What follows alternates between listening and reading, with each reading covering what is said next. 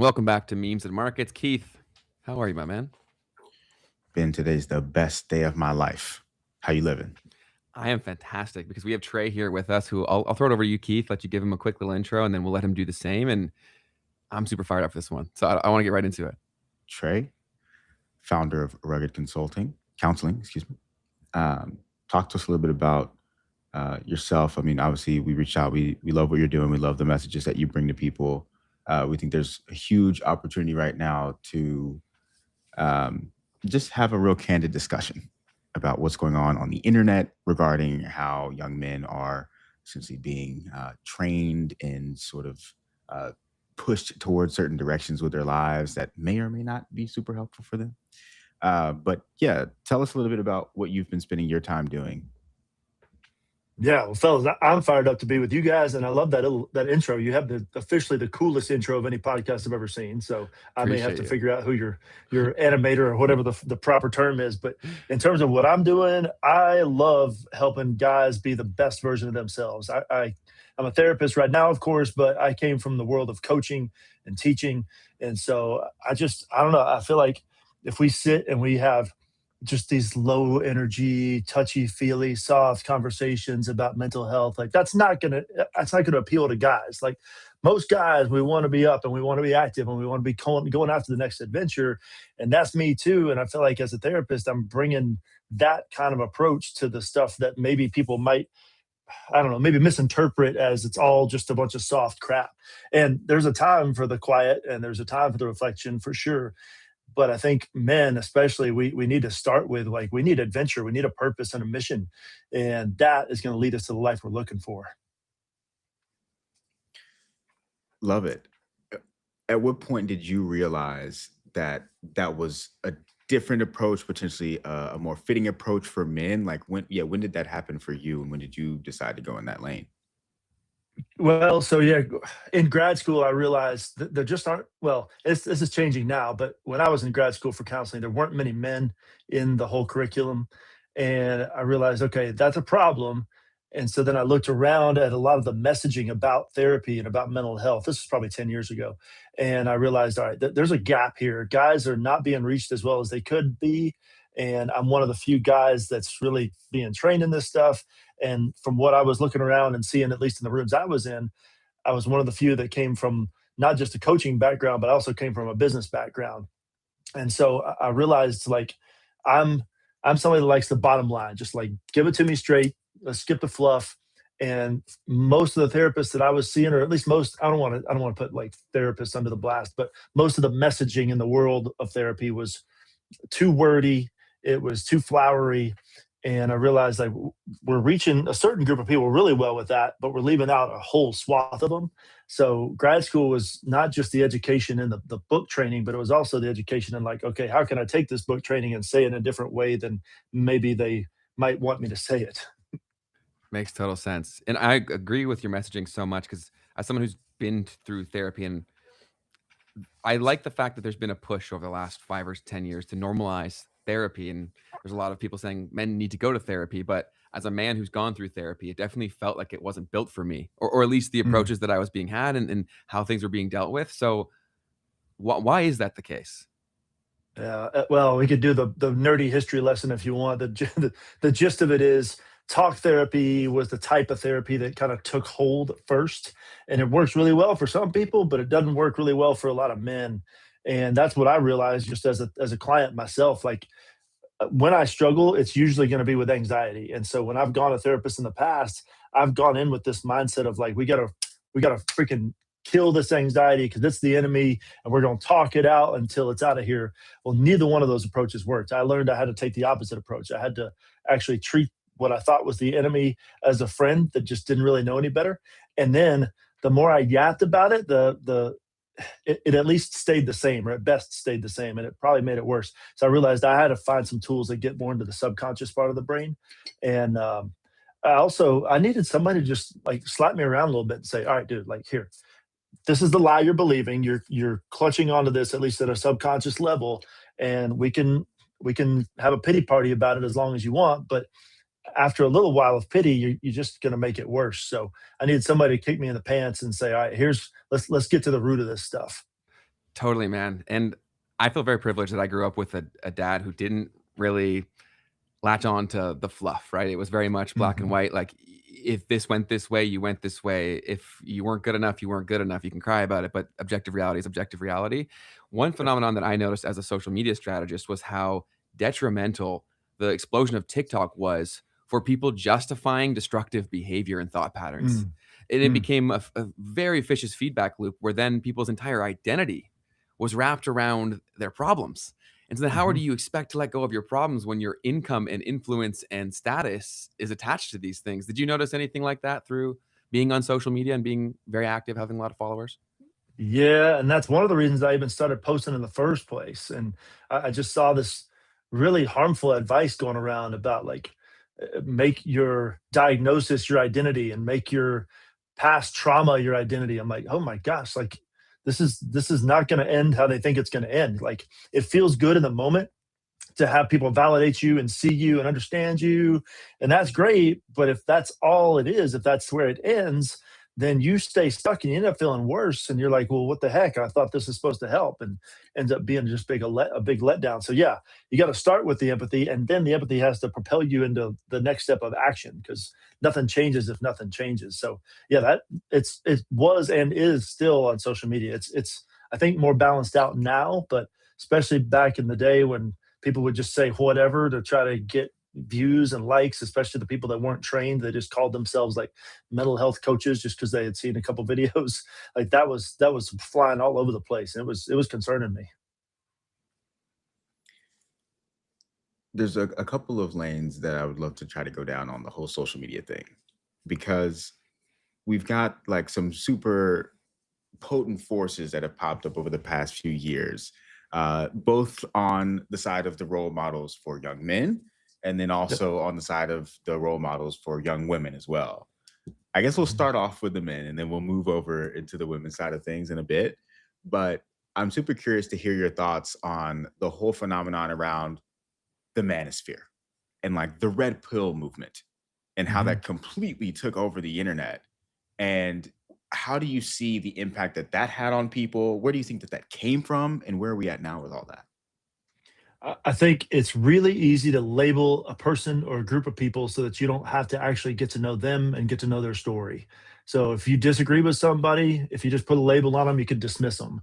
But if I disagree with somebody and I get curious, like the intro of your podcast says, stay curious, then I actually have to like ask them questions like, hey, where'd you grow up? Tell me, I don't know, like what city, what were your parents like? What'd you do for fun? Because if I hear your story, I might still disagree with like how you think, but I at least understand a little bit more about how you think.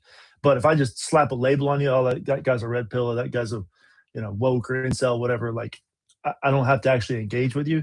And the bottom line is we're made for connection, even with people we don't agree with. And ultimately, I think that's what's going on is we're being pit against each other in such a way that we can't actually unite and make real progress. Super fair. Super fair.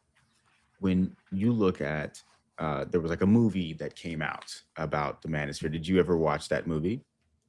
I didn't, I heard about it so late in the game that I thought, I don't know if it's really going to be helpful for me to watch it. Maybe I should now, but I also feel like I might get frustrated because I've heard so many, I don't know, negative things about it too. What'd y'all think of it? Yeah, it kind of felt like a conclusion to a chapter in Mm, watching that. It kind of felt like I think they did a pretty fair job of outlining why they got there, what was taking place, the thought processes of that. So I thought it was a decent watch. Keith, I'd love to hear your thoughts. Yeah, I mean, it was at the very least entertaining um, to see some of the personalities that were involved in it all, and some of it was based in Miami, where I spent a few years living, and so it was kind of reminiscent to me of like some of the attitudes and the interesting things that were happening around when I was out there. Um, but yeah, it was just I think it really only touches, a small piece of what has been an entire massive movement that has once again, I think, permeated culture. I think now it's starting to die off a little bit. Like people are starting to Mhm. see that it's a little bit ridiculous that people have been taking to such an extreme stance on either side of the aisle when it comes to all of those things. And a lot of those people, their viewership is declining and it's not becoming as big of a phenomenon. But one of the figures that has been probably the most influential has been a guy named Andrew Tate. Oh yeah. Trey, I don't even want to lead you too much into the question. I'm gonna drop you with Andrew Tate. What do you All have to right. say about that? Okay, so I'll give him a compliment first. The dude is a marketing genius. I mean, I just separate whatever he's saying from how he's promoting it. Like, dude may be the best marketer I know of. And then for what he's saying, the things that I've heard him say, there's a lot of actually helpful information. And then there's just some crazy stuff that overshadows the helpful information. And I don't know, I'm not sure what his story is. I don't know if it's all just a business act or if he really believes most of the stuff or what. But I feel like if he can just dial back some of the crazy stuff and get to the more practical, wise advice, people might benefit more from him. But at the same time, because of human nature, maybe he wouldn't make as much of a splash in terms of publicity, you know? I love that, and that's something that I hate that the world's gotten to a place where if you say a name, the conversation is over, depending on who you're speaking to, right? That's Yes. that's why I love that when you were talking about him, even though you may not agree with a lot of the things that he said, you were able to give him an objective compliment, and that's also why the Right. mantra of the show, "Stay curious," is something that we preach so much because, much like you said earlier, everything's put into boxes right now because most of our exposure to the outside world is through an algorithm, and algorithms work by putting people into boxes. That's what makes them more money because it's easy for our brains to do that. And so it's Yep. really just a byproduct of where we now consume and how we now supplement for socialization. But it's just so fascinating to me because when you do know someone's story, it almost always makes sense, Mhm. right? Like you may not agree with their opinion, but you understand why it is their opinion. Have you found that to be the same? Yeah, yeah, absolutely. Once you know, like, have y'all seen Ted Lasso? Yes. I It's haven't. one of my favorite It's good. scenes. It's So good, yeah, Keith. You should watch. Keith, to give you like a little background, and for anybody that hasn't seen it, there's a scene in Ted Lasso where he's having this argument with this guy who's really judgmental and he's really smug and he's making assumptions about Ted and they're playing darts. If you just Google like Ted Lasso dart scene, he tells this story, and at the end of the story, there's kind of this surprise ending. And what Ted says is like, "Hey, what I learned is be curious, not judgmental."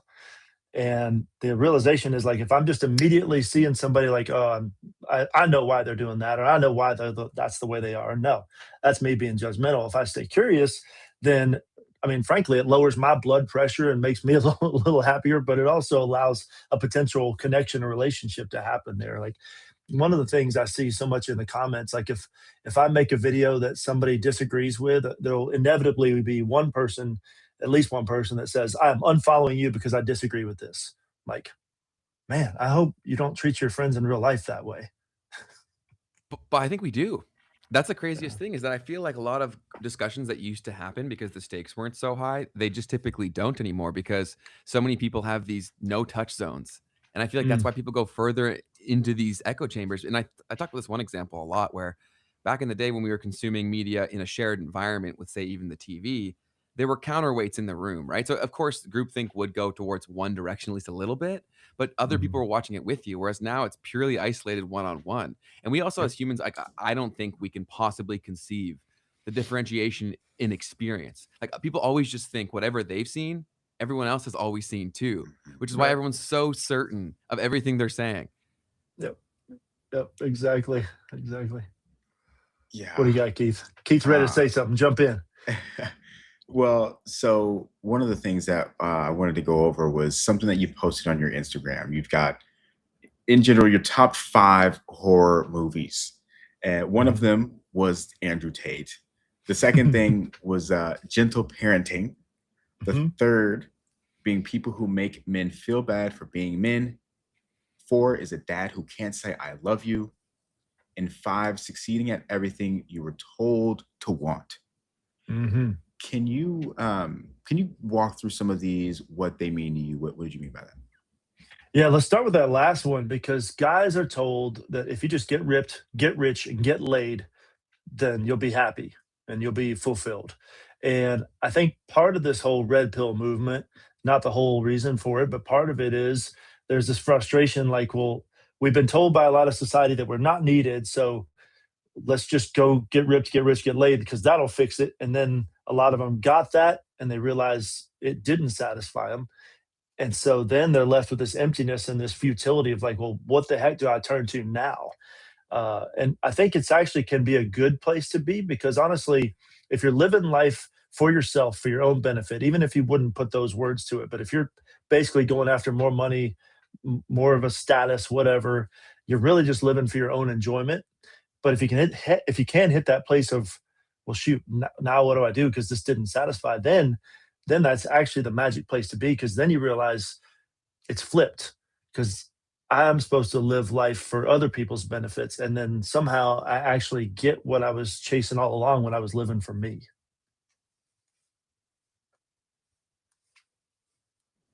Love it. We can go in the other ones too, or we can hang out there, whatever you want. Talk about gentle parenting. Hmm. Yeah. So there's all kind of different styles of parenting, and I have to temper my words a little bit because I see so many examples of both extremes. There's some extremes where it's the gentle parenting where they essentially like the I don't know, the caricature version of it is like, don't ever tell your kid no, don't ever discipline him or her. Just, be gentle, let them do whatever they want. Like there's versions of gentle parenting, but that's kind of the extreme version of it. And then of course the other extreme is like hardcore discipline, no relationship. And if you just blend them, that's actually where to be. But like we talked about before, like everything's so polarized right now that we only see the stuff we agree with and we think the other side has nothing to offer. But if from a parenting perspective and just a culture perspective, if we could take the best of both, which is officially called authoritative parenting, then that's what would be the best thing for kids because they have the discipline and the loving relationship combined. Because without relationship, just discipline leads to rebellion, and without discipline, relationship turns into no boundaries and the most entitled kids you could ever imagine. And I see a lot of that, especially where I grew up in a town where there's a lot of people in very privileged situations, and I think money played a part in terms of that coddling because it was easy enough to do so because they had the resources and means to do it, and I've since seen the outcome. A lot of the guys, they do lack purpose, they lack that drive because it feels like there's incredibly high stakes to failure because they've always had a safety net. So now the stakes Mhm. of like trying and failing seems so high. How do you strike that balance as a parent? Because that seems like very hard to do. I've seen people like only really be on those two sides, like you discussed. How do you thread that needle? Yeah, I wish I had like a 30-second answer that would fix everything for everybody, but it really comes down to getting training. Like a lot of parents in my office, and I'll back up and say this. As a therapist, I've learned that somebody's teenager in the office, it often isn't the teenager that needs to be in the office. It needs to be the parents in the office so they can get some customized training for what's going on. And I get it. Like we're all busy, we're all stressed, we're all trying to do our best, but the line that I hear from some of the parents is, "Well, I don't know what to tell you. I'm doing my best." And I sometimes will ask them, like, "What if your best isn't actually good enough for your kid right now? What would you do then?" And the ones who are humble enough to actually like hear that in the way that I mean it, what I'm trying to say to them is like, would I if I were to ask you to like fix your car engine right now, you would probably screw that up pretty bad because you don't know what you're doing. And you're doing your best, but you don't have any training. So, like, are you just going to walk away from your engine and be like, well, I did my best. Oh, well, like, no, you're going to, you're going to either take it to somebody that knows what they're doing, or hopefully get your own training so you can save yourself some money. But your kid's the same way. You got to get some training, whether that's books, seminars, groups. Parenting groups are awesome because you can bounce ideas off of each other. So there's all kinds of nuances within parenting. So I hesitate to give like 1 30-second, like, here's how to do it kind of answer. When you say that kind of stuff to parents, what's their reaction like? And is there a difference in how the men react versus the women? Yeah, and it doesn't really cut across lines of gender. Honestly, it's somebody, the people who take it well have been through tough stuff and actually used it to their advantage, and the people who don't take it well, they take the tough stuff that they've been through, and they have stayed the victims. Like, why is everybody attacking me? Now you're attacking me too. So it's it explains a lot about their story if they take critique as an attack or feedback as an attack, and equally men and women, just to, based on what their story is. Like, I'll give you an example. There's a post. Have y'all seen or heard about the movie Obsession? Been hearing about it. Yeah, so it's a horror movie, and right now it's really popular with Gen Z. And it's a if you're into horror movies, it's a really good horror movie. But the the main character, and I'm trying not to give spoilers away, but the main character is a coward. He's just a weak shell of a man. And obviously he's a fictional character. So I made a post about him and I just ripped him since he's not a real person. I just went ahead and just ripped him. And I even said, like, I would fire this guy as a therapist. And because there are times when a therapist does need to have a client switch to somebody else when there's really no progress. But he's the type of guy that no matter how much discomfort comes his way, he's gonna choose the easy way out. He's gonna choose the, like, well, I don't know what to do. It's like, this is too hard. The parents that have that kind of mindset where they're like, if it gets uncomfortable, they're backing away. Those are the ones I get worried about, because unfortunately that's going to get passed on to the kid. So when it comes to this idea of, like, Ben and I have talked a little bit about, like, how big of a commitment it is to become a parent, right? Hmm. A lot of people, through sometimes not conscious decisions or whatever, they kind of fumble and fall into parenthood, and probably haven't spent a whole lot of time training or thinking about how much actually goes into being a parent. Yeah. What are some of the things that you feel like um, parents should do to try to learn more about being a parent, or different resources or things that you think about when you think about that topic? Yeah. Well, first of all, this is kind of a sneaky little trend I see.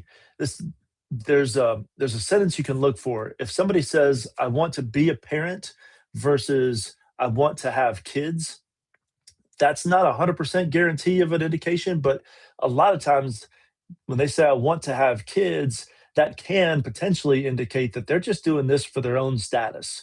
For basically, like, everybody look at me, I got kids, like, I've accomplished it. But if they say, "I want to be a parent," well, the connotations that come with that are huge responsibilities and huge sacrifices. So whether you are a parent yet, or you're thinking about becoming one, just know, like, the kids are not for you and for your enjoyment to show off. They are actually so that you can make the world a better place through training them up and sending them out. And in order to do that, because at its core, parenting is coaching with a whole lot more love and time invested, you're going to have to sacrifice. You're going to have to take on a whole lot of uncomfortable, inconvenient responsibility that it takes to raise up a human the right way, especially in this culture that's trying to take them all kind of different harmful directions. So that's where I would say start with your mindset is, why do you want to be a parent in the first place? Because if you start with why, then a lot of times the right why leads to the right decisions of how to do it well. No doubt. And building on something we said earlier too, that I have seen that a kind of big trend on social media is also people making their relationship to their parents, especially if it's a bad one, their identity as well, in terms of, like, Yeah. everything I do now is because I had a bad relationship with my parent. If there's someone where that story is still guiding the majority of their perspectives and decisions, how does someone begin to work through that? Yeah. I think the bottom line is you got to hear stories of people who have changed the narrative. So, for example, my dad, when he was 5 years old, he got abandoned by his dad. His dad just left him, the family, their two sisters, just totally abandoned him. And when my dad was 10 years old, he missed having his dad around. He wanted to update him. So he wrote him a handwritten letter, sent it in the mail, put the stamp on it and everything. A couple weeks later, he gets the letter back in the mail, and his dad had taken the letter and with a red pen, he had marked up all of the spelling and grammar mistakes on that letter and just sent it right back to him in the mail. That was his response to the letter. I mean, I can't imagine, other than straight up physical abuse, I can't imagine a worse thing to do to a son from a parent. But my dad, he got mentored by two guys in the neighborhood where he grew up. Guys, men invested in him and became father figures to him. And he became a really good dad for me. Now, was he perfect? No, there's no perfect dad. But I don't like, if I hear somebody that doesn't have a good parent, I'm like, that's terrible. And it doesn't guarantee that you're going to stay a bad parent or that you're going to become a bad parent. Because I know with my own dad's story, it can flip. You just got to choose a different path and surround yourself with the people to help you do it. That's powerful. That really is huge. On the other side of that coin, if the parent isn't or isn't willing to hear these things or change, should the child still try to have a relationship with them, in your opinion? Yeah, see, yes is the general answer, but there's always going to be nuance in every situation. I do think that people go no contact way too fast these days. It's back to the whole, well, I disagree with them and like I don't like their politics, so I'm going no contact. No, that's not how life works, and that's not how we're actually going to be fulfilled as humans. Because again, we're wired for connection. So there are situations that you should go no contact if it's a harmful situation or repeatedly causing emotional pain and damage, then yeah, go ahead and do that. But man, fight for the freaking relationship. Like the reason we go to things like action movies is because we have people that are so convicted that they're going to fight for what they believe in. And I don't know a bigger honor than somebody who would fight through the discomfort to be connected to me. Like that's happened before. I've pissed people off, friends of mine, and some of them have walked away for sure. And other ones have been like, yeah, you pissed me off, and I'm gonna fight to keep this connection going, and we're gonna go through the tough stuff to make it happen. That's a really powerful reframe where as men, like if it's a physical fight or something that we have to actually physically do something for, we see that as a challenge we can rise up for. But Yeah. we don't see that the same for an emotional one.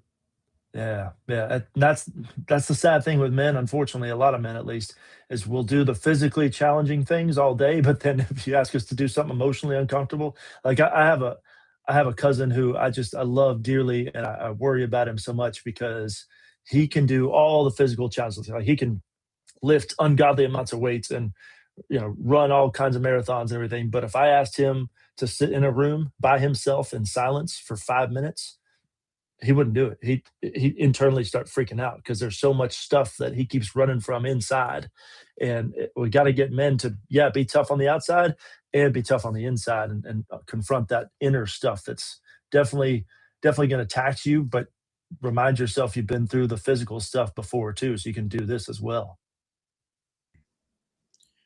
One of the other top 5 horror movies that you talked about was people who make men feel bad for being men. Yeah. Can you tap on that a little bit? Yeah, I think it comes down to like your original question about that whole like red pill manosphere thing. It's really just what people do with their pain. If if one man hurt me, then one of my options is to hate all other men. And if like I get that, like that's a natural thing. Like when you get hit with something physically, anything that then reminds you of the thing that hit you or bit you or whatever, you're gonna have this natural inclination to like move away from anything similar to it. And so, like, I think a lot of people have done that with men. It's like one man hurt them, and so like, well, that must mean that all men suck. Well, I've gotten food poisoning about probably 7 times in my life, and if I the first time I got food poisoning, if I just said, "Well, I got food poisoned by a restaurant, and so I'm never going to a restaurant again," well, I mean that's my choice, but I'm going to miss out on a lot of cool experiences and a lot of good food. So it's just a natural inclination, the reaction to somebody's pain, But that's the problem. If we just go with our natural instincts instead of actually taking the time to like pause, reflect, and then respond, then man, that's another thing. If we can respond rather than react, we'll have much better relationships because the reaction is that it's like pull away, just immediate thing. But if I get right back in my head instead of staying in my body all the time, then I can be like, okay, how do I want to say what I need to say? How do I want to respond to this person? That's what creates connection. Yeah, I love that idea of responding rather than reacting. One of the things that I talk about is from a woman named Denise Shull, Hmm. and she specifically works with hedge fund investors. And she talks about specifically this concept of emotions as data points. Yeah. And so when you're feeling something, instead of trying to suppress the feeling, it's like, how do you understand it a little bit better? And then use that understanding of the feelings to make better decisions moving forward. Heck yeah. Heck yeah. It's the data points are a great way to look at it. And it really the goal there is just to help us see that emotions are just trying to be helpful. And yeah, a lot of them are uncomfortable. But if we just run from the uncomfortable ones, then we're also not gonna feel the pleasant ones as much. So yeah, use them as data points. The one metaphor I use is like emotions are a check engine light, especially the uncomfortable ones. Because like if you're driving around and your actual check engine light in your car comes on, like it's uncomfortable. I want it turned off. I want it gone.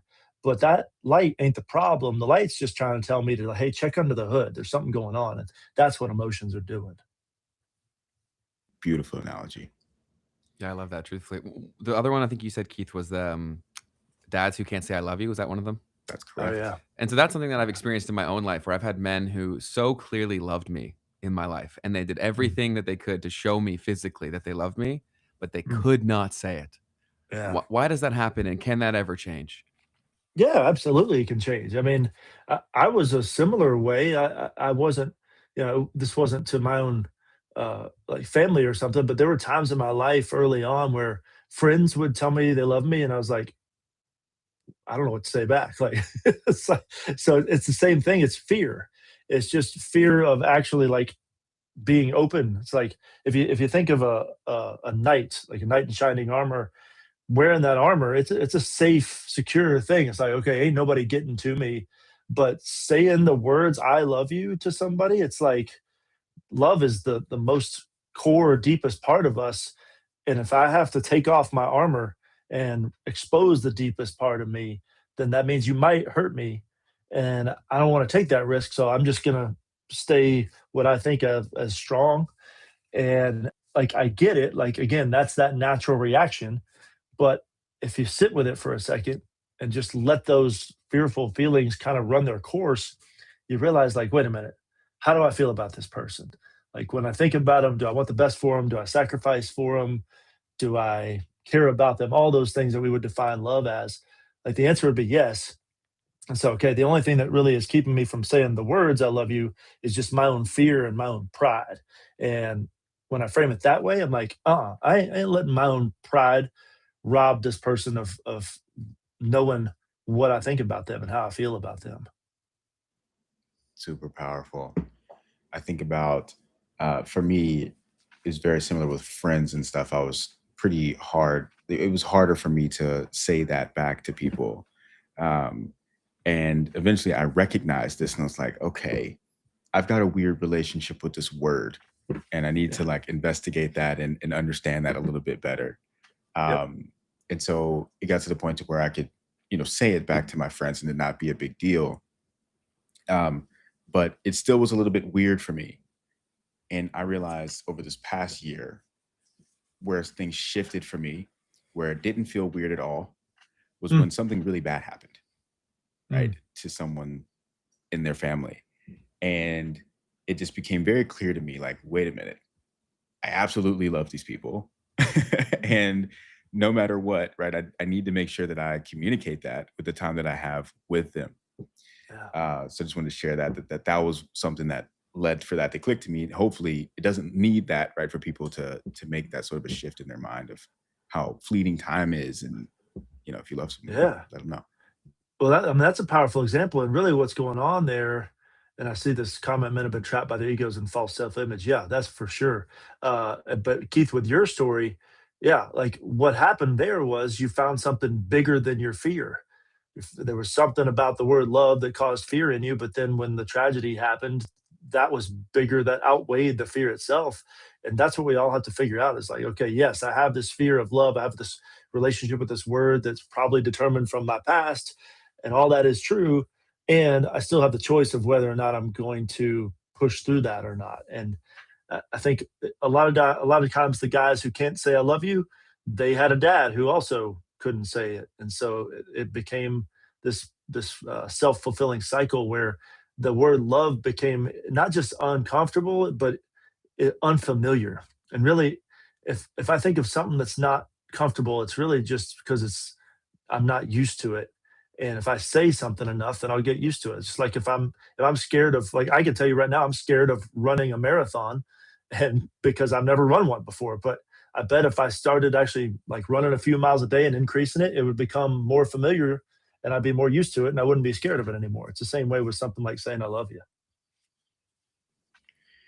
Something came up in the chat here that I definitely want to start to check in on. So Frank OR9DE, he says, I know so many men that have checked out. They don't date or become passport bros. They do not even approach women in the USA anymore. Mm. So transitioning the conversation, we'll stick on men for a little bit, but I want to start to bring it to where these two entities meet each other, right? The men and the women, and the relationships and the dynamics around that right now. Do you see men that are coming to you having these kinds of conversations with you about dating and how they feel like things are different, or how do you feel about that? Oh yeah, like so. I'll start. Let me bring good old Andrew Tate back into this. There are really two types of guys that I see right now, at least the ones that are not living the life they want to be living. One type is the Tate crowd. That's the like just achieve and get ripped, get rich, get laid, and that's going to fix us. And then the other crowd is the opposite. They think I'm just going to play it safe and not take any risks and not put myself out there because then that will confirm that I feel like I'm not good enough. And it's really the same core lie that they're believing is that I'm not good enough or I don't matter. And one crowd is just choosing to like step on the sidelines, stay on the sidelines to not have that be confirmed. And then the other crowd is trying to out achieve it so that they can prove it wrong. That way, see, I am a somebody, I am good enough. It's like they're both just trying to deal with that thought that I'm not good enough. So in a dating sense, yeah, there is. I mean, people are dating less. They are talking to girls less. It's the quality, like the complaint that I hear are two things is like, where are the quality ones? And then even if I find a quality one, then what the heck am I supposed to do to build a healthy relationship? Like, where's the research on that? So yeah, people are taking fewer risks because two things. They've had pain in their life individually, and then they see so much BS on social media about like, here's what a man should do and here's what a woman should do. It's like we got to stop listening to most of that crap. Totally.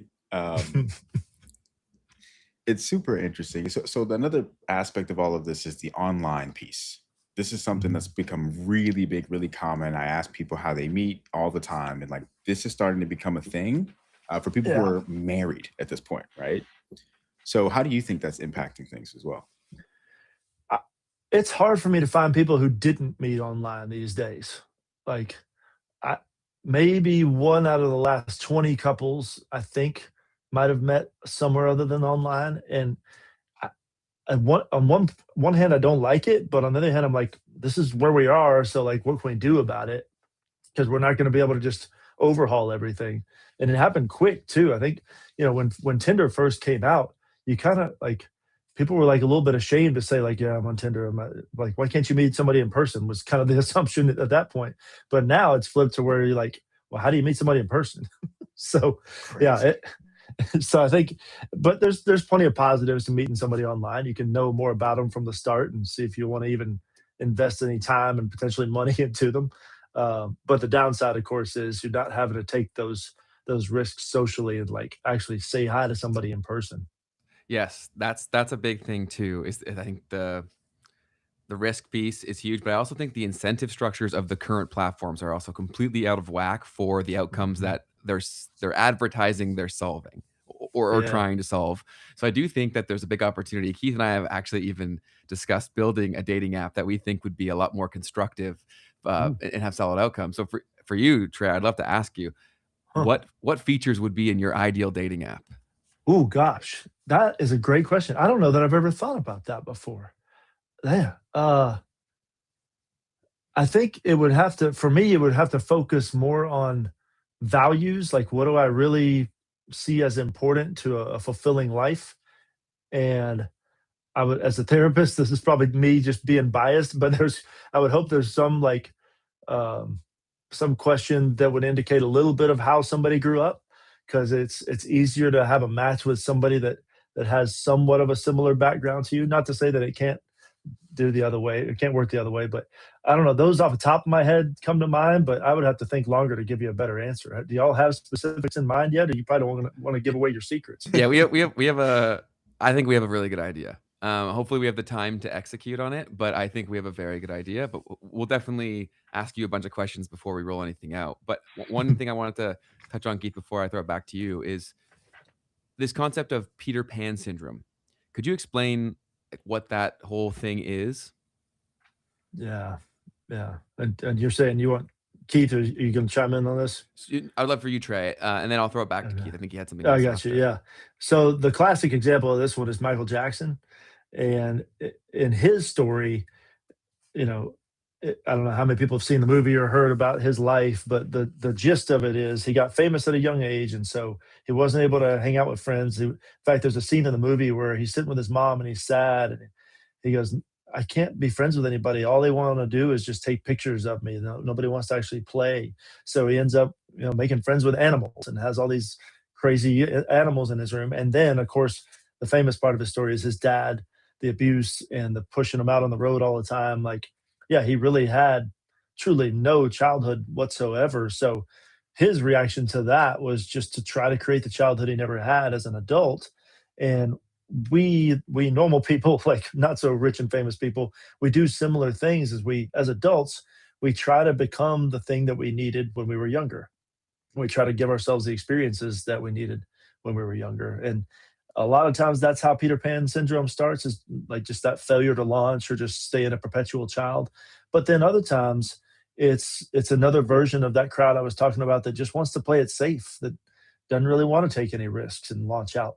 And it's ultimately rooted in the what I call injuries. I don't like using the word trauma because guys a lot of times don't want to talk about trauma. But if you ask them about like, hey, what's your worst injury? They'll tell you about the most gruesome freaking stuff that's happened to them. So Wow. like, okay, now there's internal injuries. So like, let's talk about those.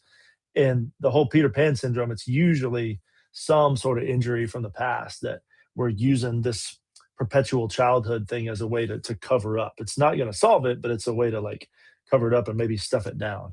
It does feel like boyhood's been extended a lot, and there's not a Yeah. lot of transition taking place towards manhood. How does someone break out of that Peter Pan boyhood stuff? Yeah, it cannot happen without a father or a father figure. Mm. And every older guy that I meet, and I'm talking about like if somebody's like freaking 24, I'm begging them to mentor somebody who's like 14, because we have a huge gap in mentors. The mentor gap is the biggest problem I see in the men's side of things, at least, and maybe in all the culture. But because the divorce rate is so high, and because fathers generally are not doing a great job, there are great dads out there, but generally fathers are not doing a great job. So we got to have mentors. And so I beg older guys, like, please, please, please find a younger guy and mentor him. You don't have to make it all serious. Like, do you want me to be your mentor? That kind of thing. But like, just spend some time with the dude, invest in him, and show him what a man is supposed to live like and talk like and interact with people like. Because if a boy can't catch a vision for what he's supposed to be like, well, he's going to stay stuck.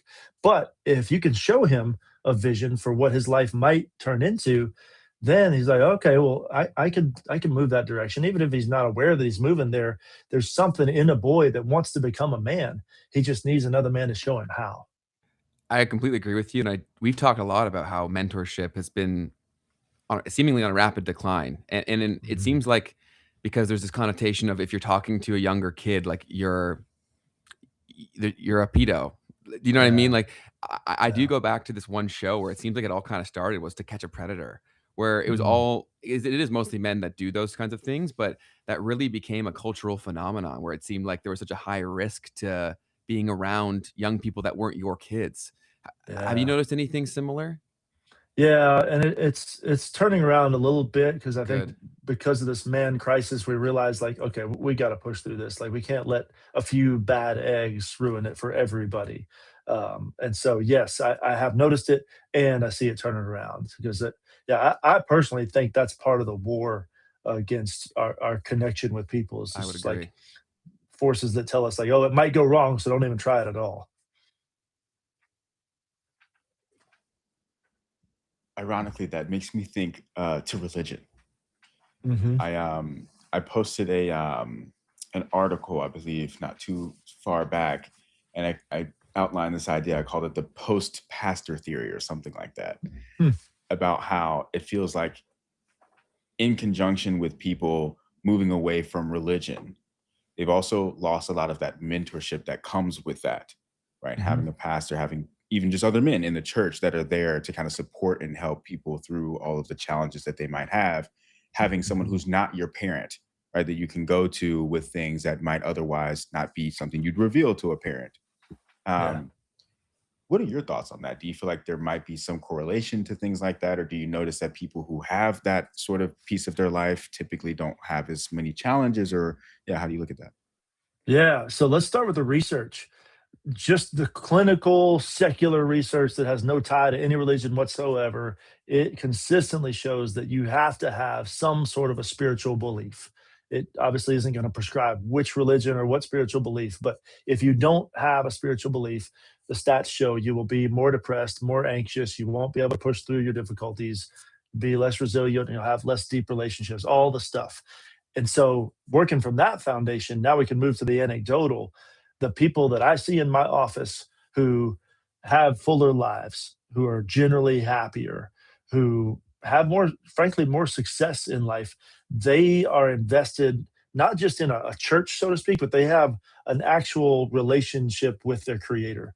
And me personally, I follow Jesus. I can't tell anybody else what to believe, but that relationship with him has changed my life because yeah, I was a mess going going the totally wrong direction, and then because of that relationship, I was able to, really become a new person from the inside out. And in terms of the mentoring aspect, yeah, I the most heartbreaking question I get from moms is, how do I get my son around good, strong male mentors? And these are moms. Sometimes they're still married, and the dad is like so busy or so checked out that he's not doing his job, or they're divorced and there's really no strong mentor. And I tell them like, I'm not trying to force you to go to church, but I don't have a better answer for you to find a good, strong male mentor than in a church. And so, yeah, that's from a practical standpoint alone. Yeah, get connected to one because there are plenty of guys, even if they don't know that they're ready to mentor yet, if they're going to church consistently, they have some foundations and some wisdom to pass along. They might just need a little push to offer it. We lost your video there, Ben. Um, so that makes me think too, we've talked a nice amount about like the parent, the dad who seems to be just too busy, right, to Yep. be able to kind of help with raising a kid. This is something that I feel like a lot of people my age ish are thinking about is like, if you were to be a parent, if you wanted to be a good parent, you'd probably want to be there.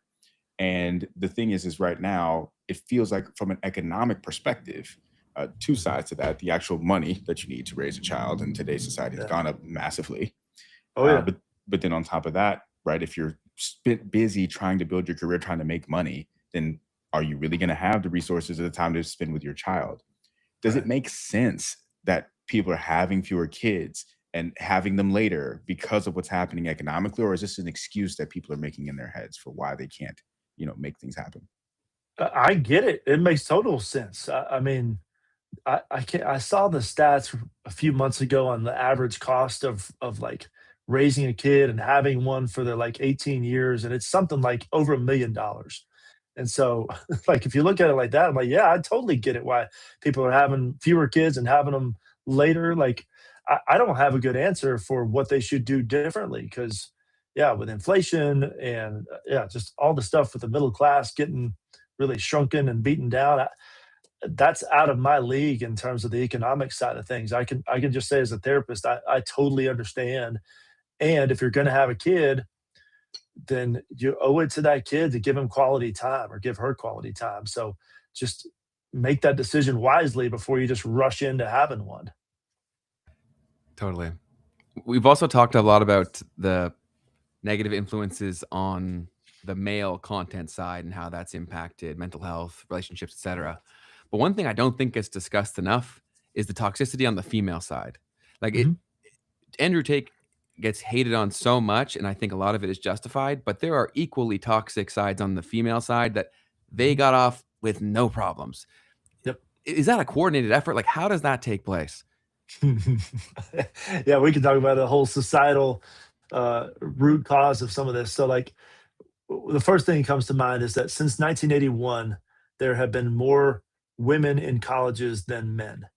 And I think that can lead to a whole lot of different outcomes. But one of the possible outcomes is that men can start to feel inferior, women can start to potentially feel superior.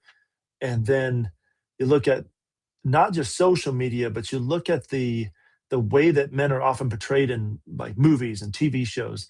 They're idiots. They're helpless, and they need the woman to come in and like do everything and rescue and save the day. And I'm like, okay, well, if just those two factors are going on, then yeah, of course, women are going to feel more empowered to say all kinds of awful things. And again, it's usually from their own pain. That's usually because somebody hurt them. You know, you're not, usually not going to lash out at somebody that didn't hurt you, or that at least that somebody didn't, if they didn't remind you of somebody else that hurt you. Um, but in terms of the consequence for what gets said, yeah, you're right. There seem to be far fewer consequences for when a woman says something toxic or unhealthy or hurtful than when a man says it. And I don't have a full explanation for why I think that is, but I do think that there's too much emphasis on us versus them.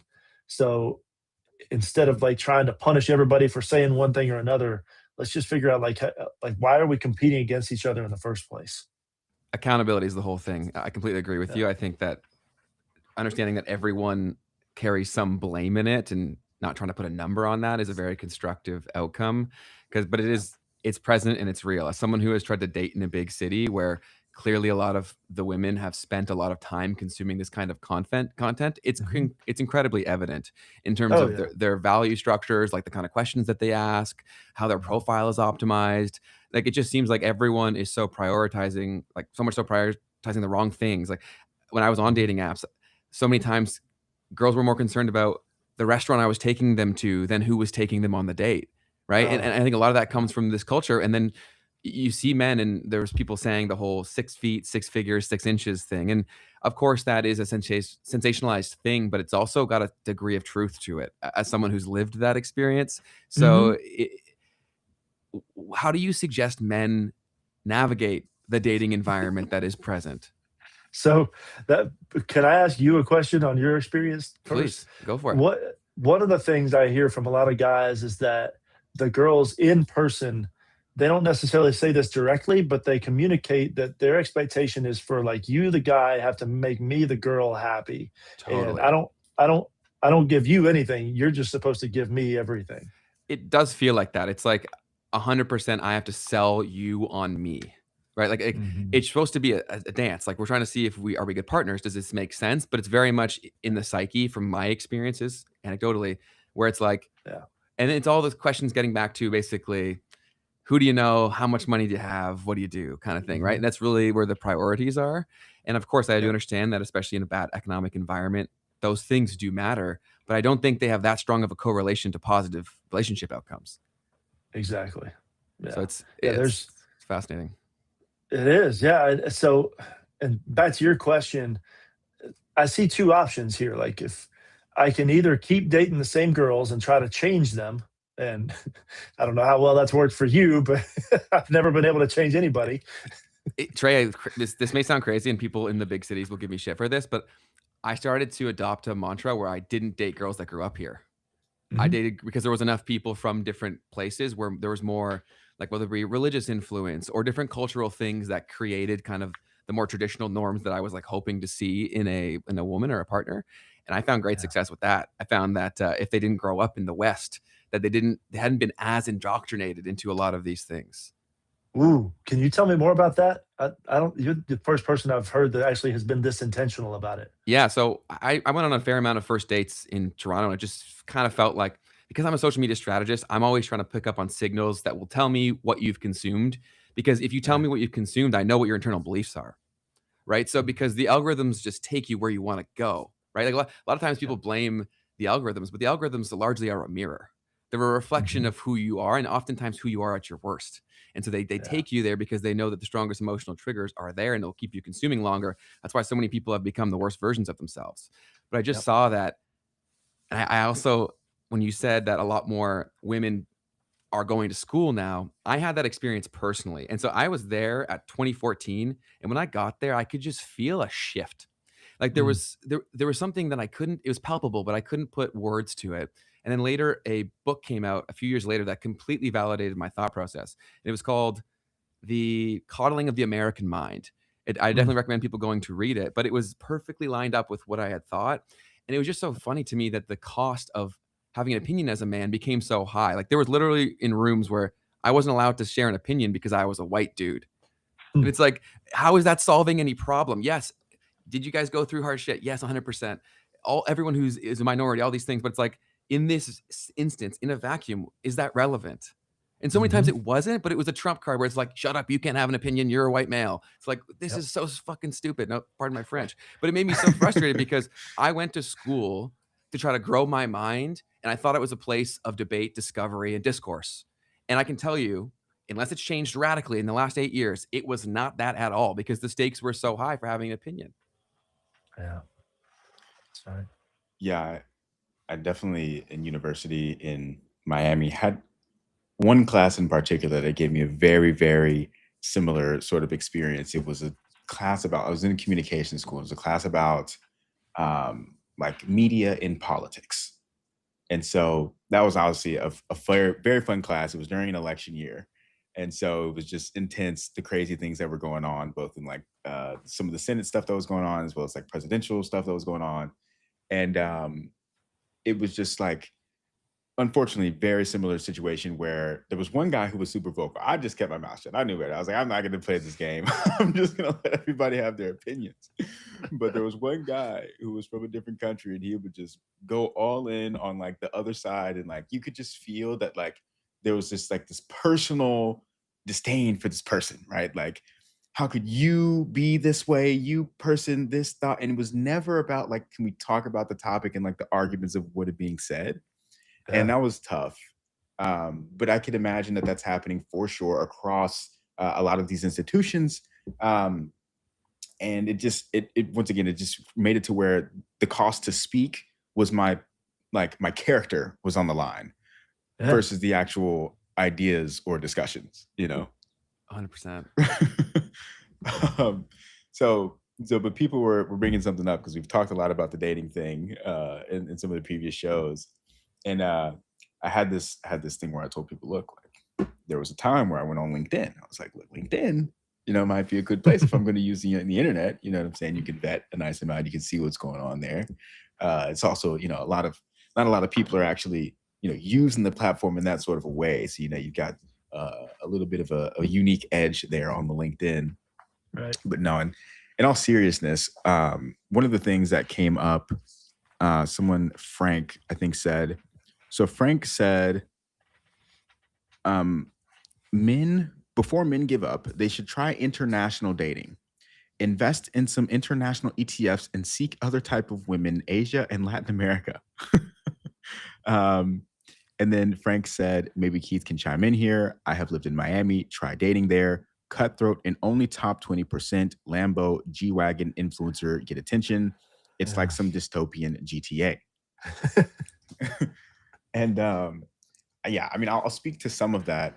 Like, so a big thing of mine is just traveling. I'm not traveling to date or to find people. That's not the point of my traveling. I want to learn languages. I want to like just explore the world, understand it better. But I've talked to Ben a lot about like how, so I'm from the South of the United States. There's a state called Tennessee. It's where I grew up, born and raised there. And first off, getting out of there and going to Miami definitely like helped me to see a little bit more of like where I sit in the whole thing. But also like getting out of the United States completely changes the dynamics. Part of it, I do genuinely believe, is being an African American male. I do think that like in America, there's just different dynamics around that. As far as like if you're going to cross the line in any way, like that's something that you have to navigate.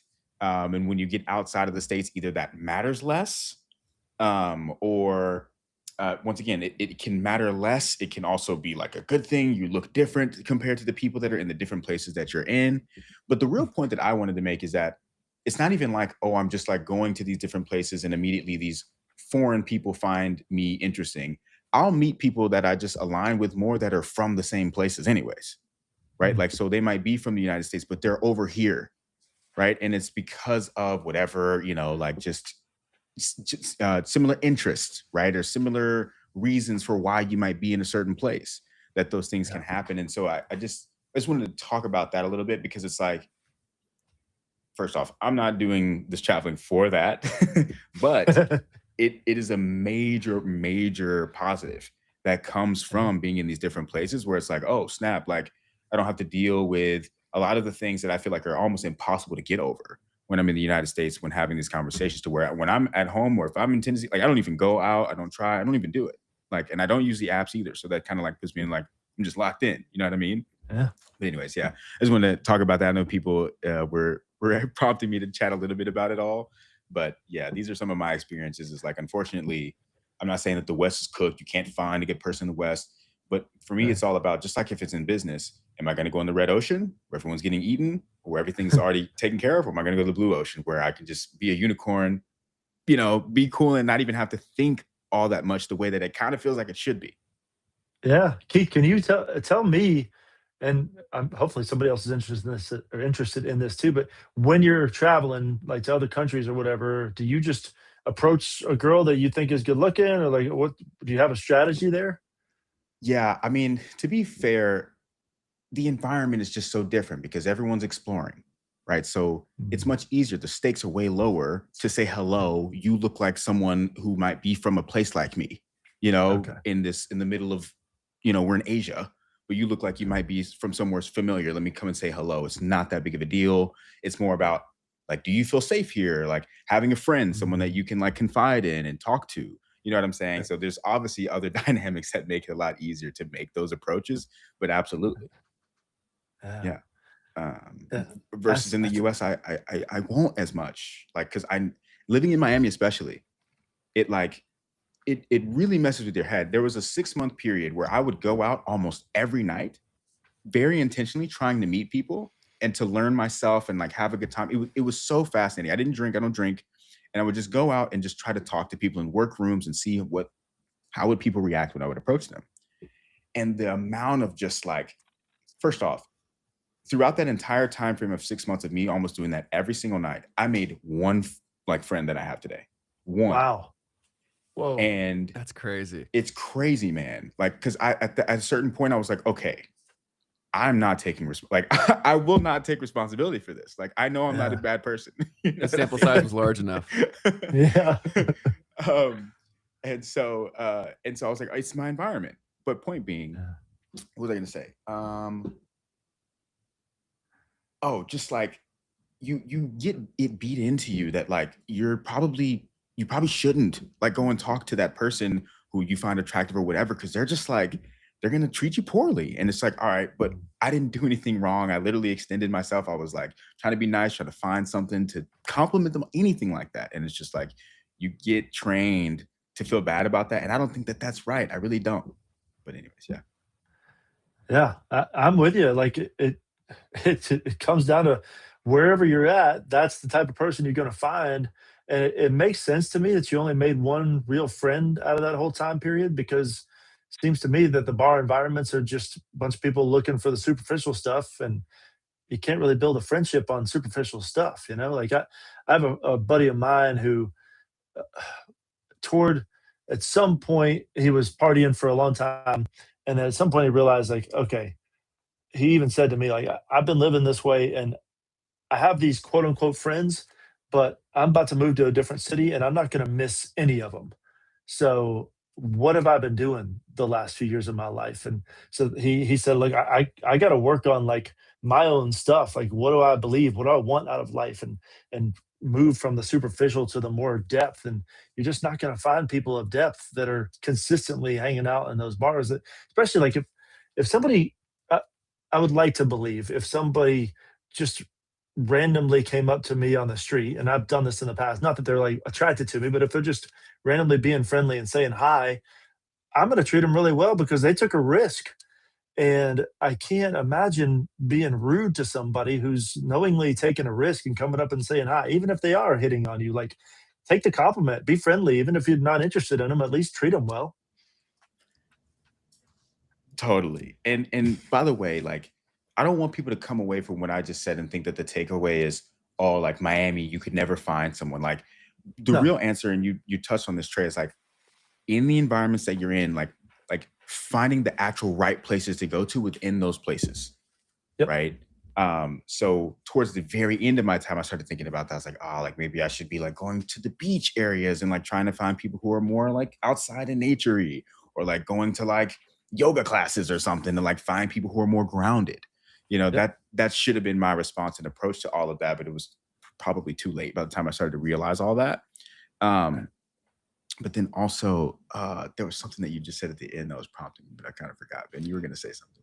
I was just gonna say it can be kind of tiring though, because it does require a lot of that effort now, because social media turned the world into a club. Yep. Mm. It's a good way to say So it. so that is just and you see it whenever you go out everywhere. So you're right, Keith. You do have to be incredibly intentional. There are amazing people out there. Just the barrier to finding them has definitely increased, and it will come with some sort of discomfort, even if it's putting yourself out there. Like Trey said, if they respond poorly, that says a lot more about them than it does you, but the pain is still real. So I get why people don't, because the cost is perceived to be high. But Yeah. yeah, I totally agree with both of you. Yeah. And like, I've told Ben this, I probably said this on the pod a couple of times too, but so the experiment, by the way, was not me just going out. It was me saying good morning, good afternoon, and good evening to every single person that I walked past. Oh, cool. And in a city, like, it's not New York City. So like, it's usually one person at a time that's walking past you, but like, that was insane to do. But through that, 100%, like Ben just said, there was so many instances where I had to realize, like, okay, I'm saying what's up to this person and telling them how it's the best day of my life or whatever. And they're like excited about it. It like changed their whole day, this amazing thing. And then one time there was this one lady who was like passing me on an escalator, and I was like, hi. I said hello to her, and she looked at me with the stankest of face. And I was just like, it was just so funny. I was like, oh man, like, I'm so glad that I'm doing this every day, all the time, because I know for a fact 110,000% that she has interpreted whatever that I did in whatever sort of a way, and that made her respond to me in that way. But yeah, it's always just like, yeah, I don't want anyone to come away from what I'm saying or what we're talking about here and thinking like, oh, it's not worth it to like do good things or be a good person and like put yourself out there into the world. What I learned throughout this was that when I did connect with someone, is to take it super like intentional, like move very intentionally with that when I do. So that it's not like, oh, I just had this great conversation, whatever, see you later or not. Like, no, I'm gonna like double tap on that and go even harder on it. And if that pushes them away, that's okay, because I'm doing my part. Yeah. Yeah. You're living with a purpose. And that's what really makes us feel the way we want to feel. Totally. Yeah, I think also it's like one more thing to add on to that, Keith, is that a lot of the times moments are missed because you don't have the follow-up as well, right? That's why something like the positive side of social media is you can get someone's Instagram, and then in turn you can build like the it makes it a lot easier to build friendships that way. That's one incredibly valuable thing I've gotten from social media is the ability to nurture and build relationships. So another thing I wanted to mention that on another episode, but it kind of makes sense now too, is that I do think you can make social media work for you a lot more, even in your own city. Like there are a lot of people where you can kind of go more directionally to the activities, right? Because Keith, like you're saying, you may have wanted to go to the yoga studios, but if you can only go within a walking distance, you're limited to what, like 3 or 4 studios maybe, right? So then you can also go beyond that to see other people and connect with them via social media as well. Yeah, especially in the US, you got to have a car. It's wild, man. Yeah. To get back, I guess we'll continue on some of this, because another thing about Miami that makes it interesting is that it was the OnlyFans capital of the world. And so, that definitely plays into the dynamics of the whole thing. I actually have a friend there, I won't out him completely, who's dating an OnlyFans model at the moment. And it's like, I heard some of the internal battles of the conversation, is like, she's so kind, she's so sweet, she's really like super innocent, like doesn't drink, doesn't like smoke, like super innocent person, but like this is how she makes money. In general, how do you feel like the OnlyFans phenomenon? There's two dynamics of it. First off, it only exists because men are paying for it. But as men are paying for it, that's also pushing women in a certain direction. So, incentivizing them to take on these types of behaviors. What do you think about this whole phenomenon and impact that it's having on people? It's a nightmare. And like you said, it's supply and demand. Like the demand is there. There's always going to be somebody to beat the demand with some supply, and it hurts both sides. It's hurting the women. It's hurting the men. It's hurting our kids. I mean, it's yeah. I lump it in there with the P word that sounds like CORNE or CORN, and it's all the same thing. Whether it's the hub or OF or whatever, we're just getting our chemical needs met through a screen. And what people don't know is your brain will attach to a screen instead of a human. Like, I don't know, have y'all seen the stats on the number of younger men who need Viagra? That number is increasing every year. Wow. Like it's even guys in their early 20s. It's because we're training our brain to get aroused by what we see on a screen rather than what we interact with in person. So I mean, just that alone, from a brain chemistry standpoint, it's hijacking our brains, and much not to mention all the other factors too. I had not heard anything about that, but I completely 100% could see that being the case. It's so wild. I mean, I've even noticed that there's like podcasts, both of people who are talking about just the whole industry period, but then also like these like entrepreneurship podcasts who will bring people on talking about managing these OF models and stuff. Right. It is crazy, man. Like even the models, it's become so normalized that they go on podcasts, and maybe I'm a bigot, but like they go on and talk as if the career is like art. It's fascinating to me. Like though, if you hear an actor talk about how they really got into the scene, the same thing is now taking place within this industry. And to me, it's just so crazy to even think that that's real. You heard the term mattress actress yet? I haven't heard that, but that's definitely a thing. Yes. That's what. Yeah, I reacted to a video of an OF model, and she's got apparently her dad, maybe some other dude that's posing as her dad, but she goes, "Are you disappointed that your daughter is a mattress actress?" And she puts him on the spot, and he has to answer. I mean, what is he going to say? Like, it's a ridiculous premise anyway, but it's such a sad thing that we've normalized it so much. Crazy. Yeah, there's so many different like examples of like the extremes that have been done to like capture all of the attention around all of that. But yeah, I imagine that it's really bad for us. Go ahead. Well, and the reason that there's the demand is it's not just that we like what we see on the screen. Of course, that's a piece of it, the biological part of it. But then also, it lets guys get their needs met, their acceptance needs met, without taking a risk. Like if I click on a site, I know she ain't gonna reject me, but I can still feel like the man. for in my fantasy because like, yeah, she wants me. And, logically, I know it's not really true, but in the moment, all I really want is to feel like it's true. And that in and of itself becomes the addiction. 100%. And the training that does for people is just like a whole nother level, right? Yeah. Of the I way mean, that why would you I? interact with people. And go ahead. Yeah. I mean, like, why would I then take a risk in person if I can just go easily access what I want to feel in the short term right there on the screen? Which you might never get, right? In terms of just do what I say from Right. having a real conversation with people. Yeah. Right. So, what was I going to say? So, yeah. So we know that also, I'd love to hear some of your takes on like, what does it actually mean to be a man? Can you talk to us about what that means?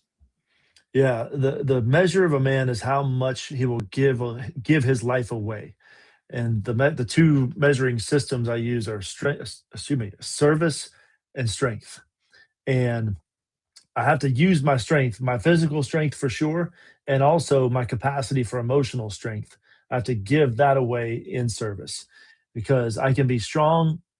I can use like I worked out before I came on the show with you guys. Like if I'm just using my weight room work to like feel good and look good, that's futile. That will give me maybe a few weeks or tops a few months of satisfaction. Like, because yeah, look at me, I like what I look like in the mirror. But that's BS because eventually that's going to wear off. But if I'm using my physical strength to go serve somewhere, like I don't know, move boxes for widows or something like that, then I've got strength that I'm using for a purpose that's bigger than me.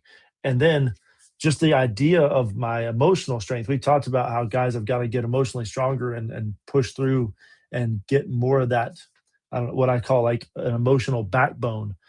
That's essential because if we're just strong dudes on the outside and little boys on the inside, then we're no good for anybody. And yeah, these women that are bashing us are right that we're all just selfish little bastards, So it's a long-winded way of saying a man comes down to strength and service.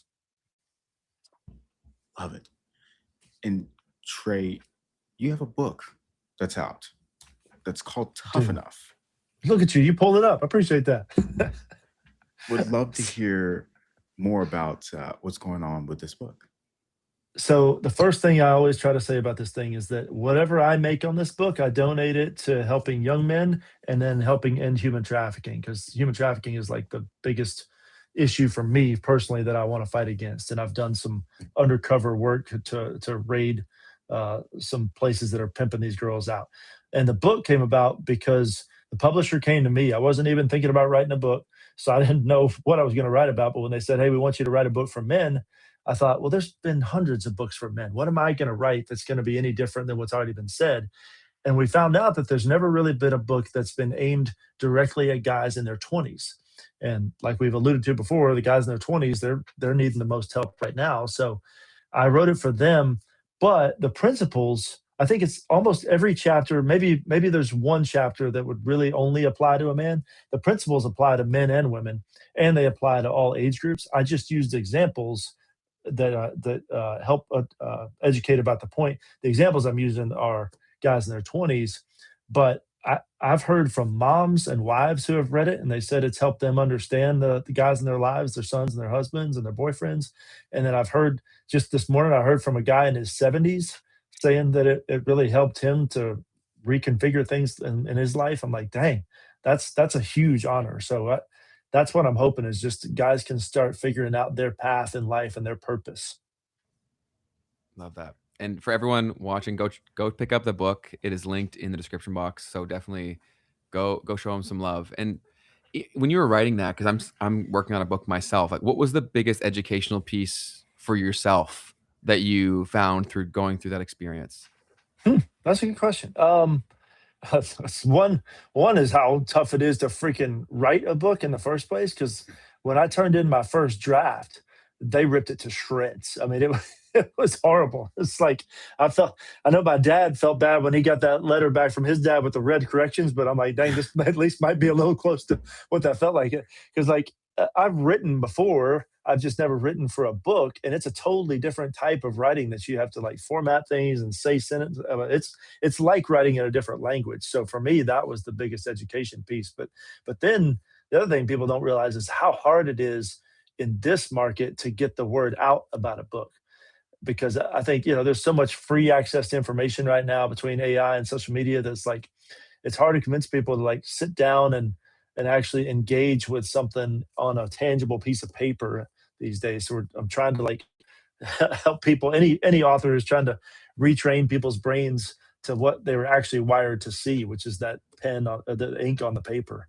It's such a natural way of consuming, and I also think that a book is such a important piece because you're forced to chew on it a lot more, right? Like, Mm, yes, you can consume via a short form platform or an AI LLM, but the comprehension is nowhere near the same, and the emotional attachment to the content is almost impossible to duplicate that you can get from a right. book. So I think that's Exactly. awesome. In terms of unsolicited marketing advice, I would go on more shows like this to promote the book, because Mm, the people that watch longer extended forms of content, their correlation between them reading books is just like way higher than short form platforms. that's true. Yeah. I'd love to do more of these for sure. Totally, totally. Um, well, fantastic. Um, I guess, Ben, did you have anything else you want to make sure that we chopped it up on? No, I was gonna actually throw it over to Trey. Is there anything that you feel like you're seeing a lot of people respond to in your content that we didn't talk about so far? I don't think so. We're pretty comprehensive. We could write a book just on what we've been saying. Well, awesome then. And then all I would say to everyone is that definitely go show Trey some love. His socials are linked down below, as is his book. Go ahead and pick that up. I'm gonna buy a copy after this as well. So thank you Oh, so much thank you. for your time, Trey. Anything else from you, Keith? No, nothing else from me. Thanks a ton for doing this, Trey. This was really, really awesome. We really appreciate you taking the time to do it. Hey, thank you guys. Y'all are making a big difference. I'm just honored to be a part of it with you today. So keep doing what you're doing. We appreciate you. We definitely would love to have you on again soon if you'll give us the time. There was one other Sure. thing. There Go was ahead, one Keith. thing that we didn't touch on. What's that? Mm. Gambling. Oh yeah. We have Ooh, it. Yes, great call. Good call.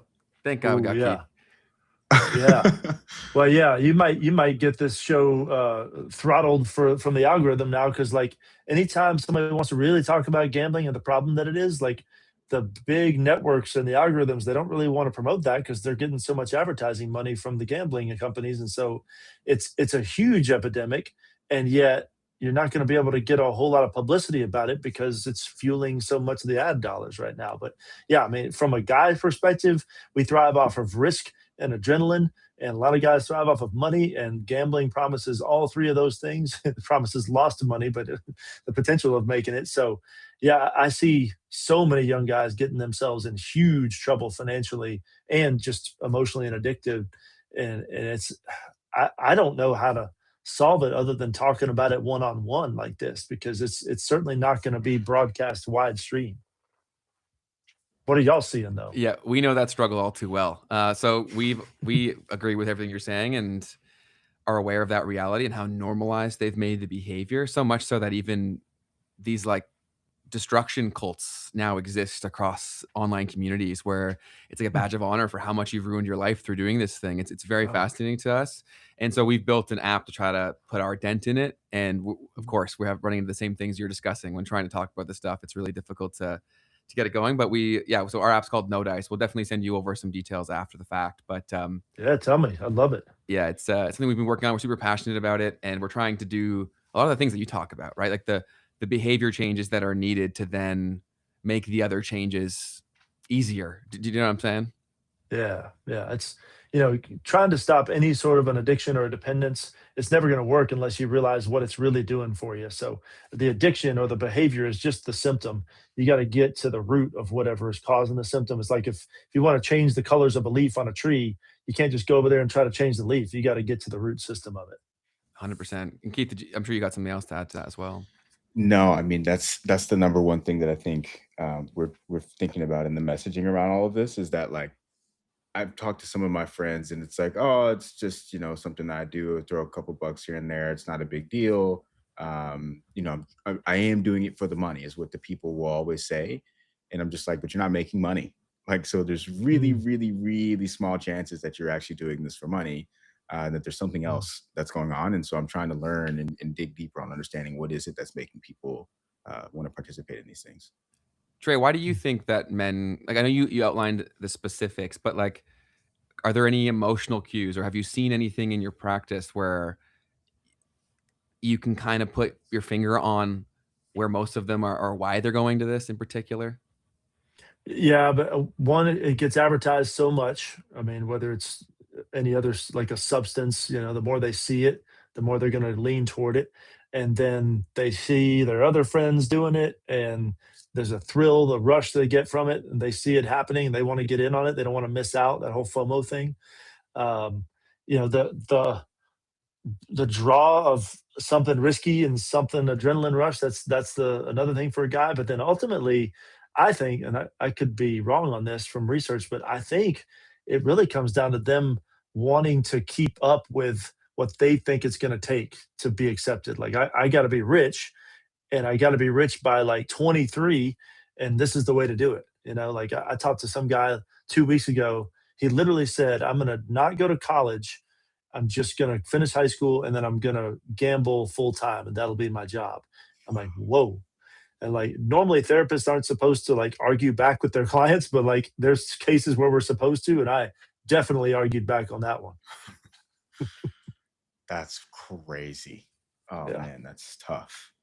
But he was working with that lie of like, I got to be rich quick because then I'll be a somebody. It's that fear of I'm a nobody, or that I don't matter.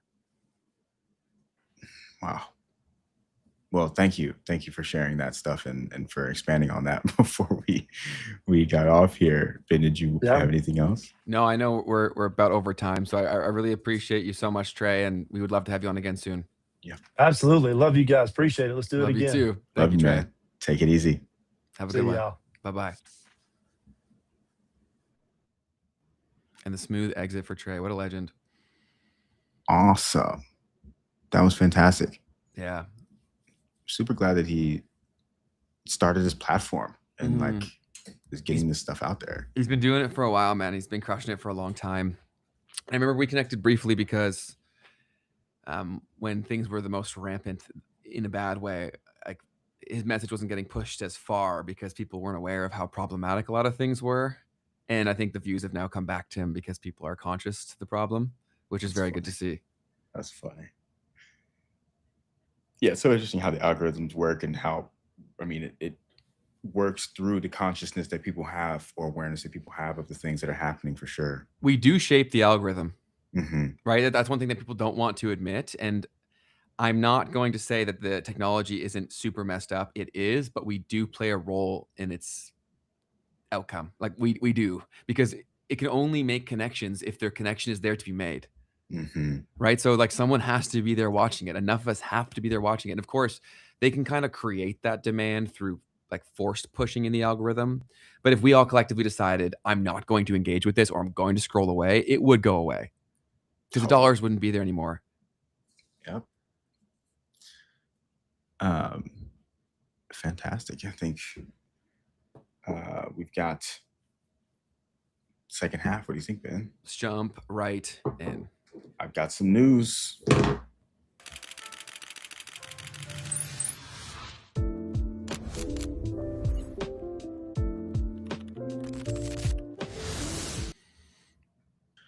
All right, first things first, something from the world of crypto. For those of you who are interested in all of that stuff, we've got the Ethereum Foundation cutting 20% of its staff. I'm pretty sure that came out today. Wow. So they've now announced a major layoff. This is a nonprofit, and they are restructuring into 5 focus teams: protocol, security, research, and usability teams. This is another one. And they're aiming for leaner operations and sharper focus on Ethereum's core development. Yes. So there were apparently 25 cuts that they made as well, and obviously some leadership exits that they've had. And so this is an ongoing effort, I guess, to lean things out over there. Yeah, it's I feel like this is to be kind of expected. I think that as a byproduct of the market being where it is, for one, and then also AI would play a big role. It's purely software, right? And most of the more effective use cases of AI are related to software. So I think it's a combination of factors. It's also at a point where like they still have obviously there's constant work to be done in these ecosystems, but a lot of the upfront stuff, like a lot of work's been done as well. What are your thoughts? Yeah, I mean, I just haven't been following enough of what's happening within their ecosystem to understand fully what's going on there. Mm-hmm. But at the end of the day, crypto's down as well, right? It's in the shitters. So you've got that not helping. I'm sure morale is super low. You know, it's tough to see these kinds of things. These are also nonprofit organizations, so I'm sure they have to be even more, actually, I guess less Price conscious. But they have to, if they're making these moves, rather, then that means that things are probably pretty bad. Yeah, and then also there's talent goes where the money flows. Right.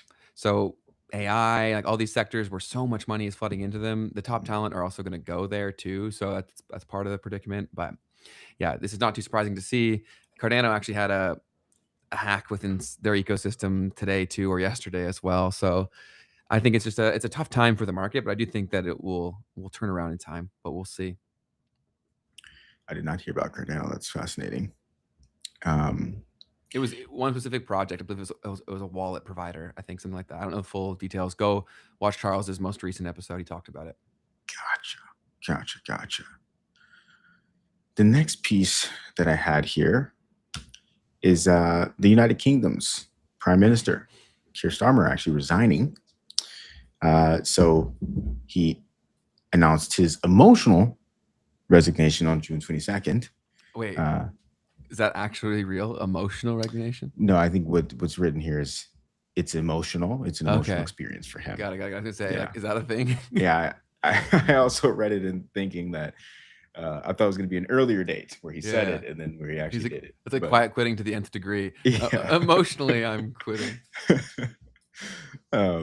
So I'll play a little bit of a clip from his resignation. In the country, I shall spend more time on the most important job, being the best husband I can to my fantastic wife, Vic, who has been a rock by my side through good times and bad, and being the best dad I can to my beautiful children, who are my pride and my joy. Thank you very much.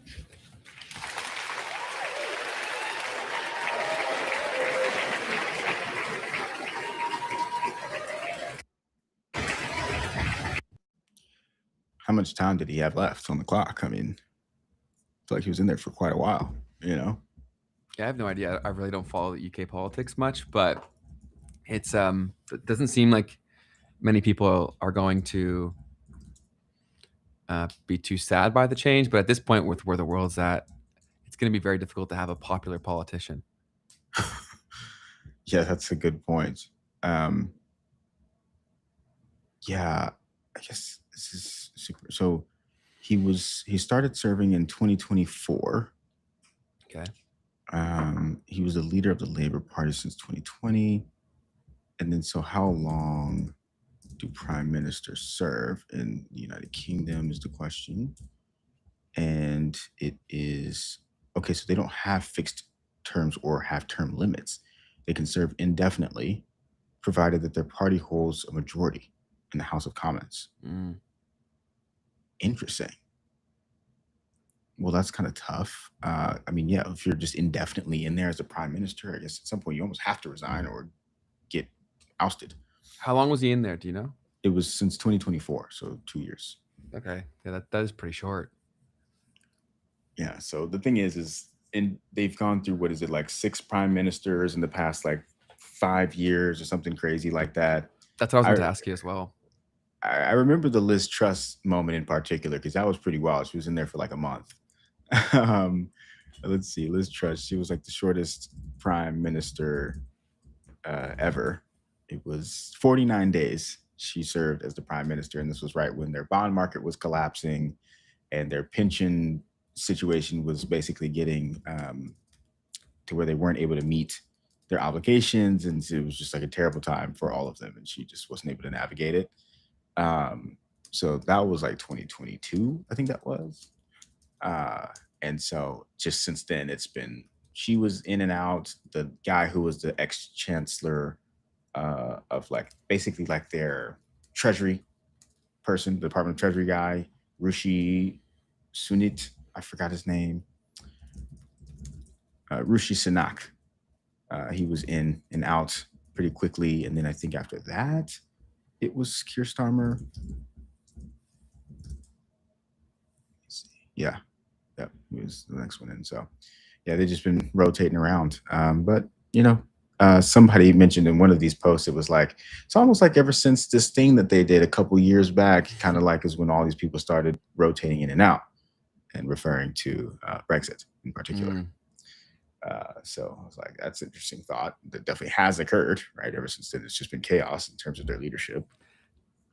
There's so many things that are contributing to it. Like there's this massive push for like crime is seemingly an issue there as well, but they also have they're really pushing for AI surveillance on a lot of things as well, and like pre-crime things. And a lot of people are seemingly, again, we're only seeing the outside, but apparently people are getting arrested for what they tweet and stuff like that. So when you do that much to destroy the relationship between the public and the government that's supposed to be in service of the people, it gets harder and harder to believe that story.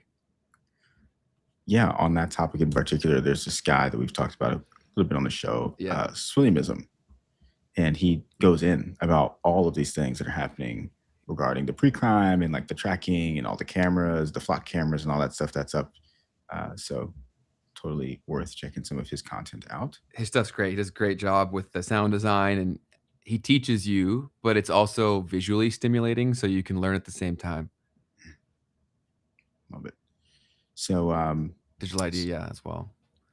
Yep. Because before he went out, didn't he push in digital ID and the social media ban? That was his final act. It does seem like they're there for a purpose, and then once that's done, it's like, okay, now you're disposable. Next one. Right. So yeah, certainly fascinating to see that happen right after. Right, he did that. He could have totally resigned before, but I guess that was it for him. He wanted to make sure he got that out.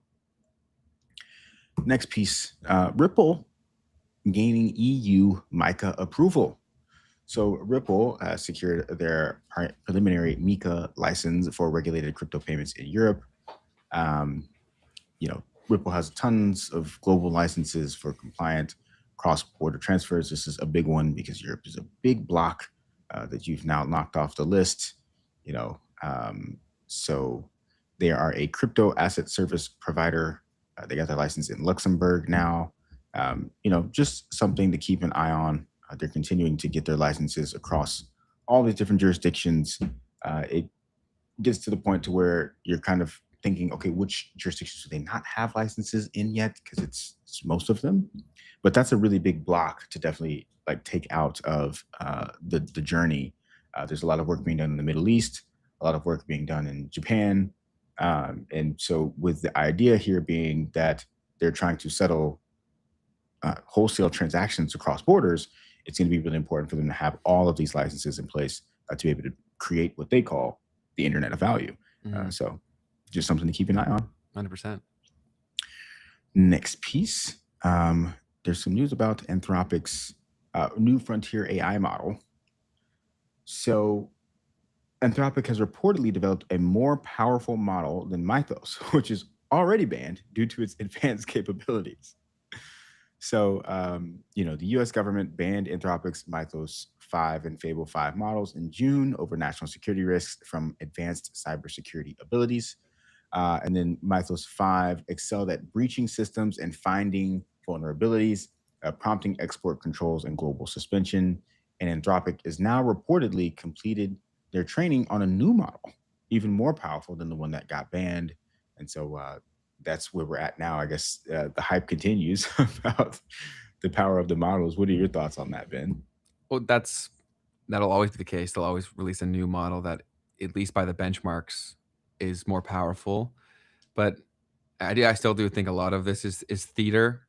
But the reality comes to play where as this rate of progress changes, like this does kind of feel inevitable. Where, of course, local models can't have the same sort of power, but now they can't.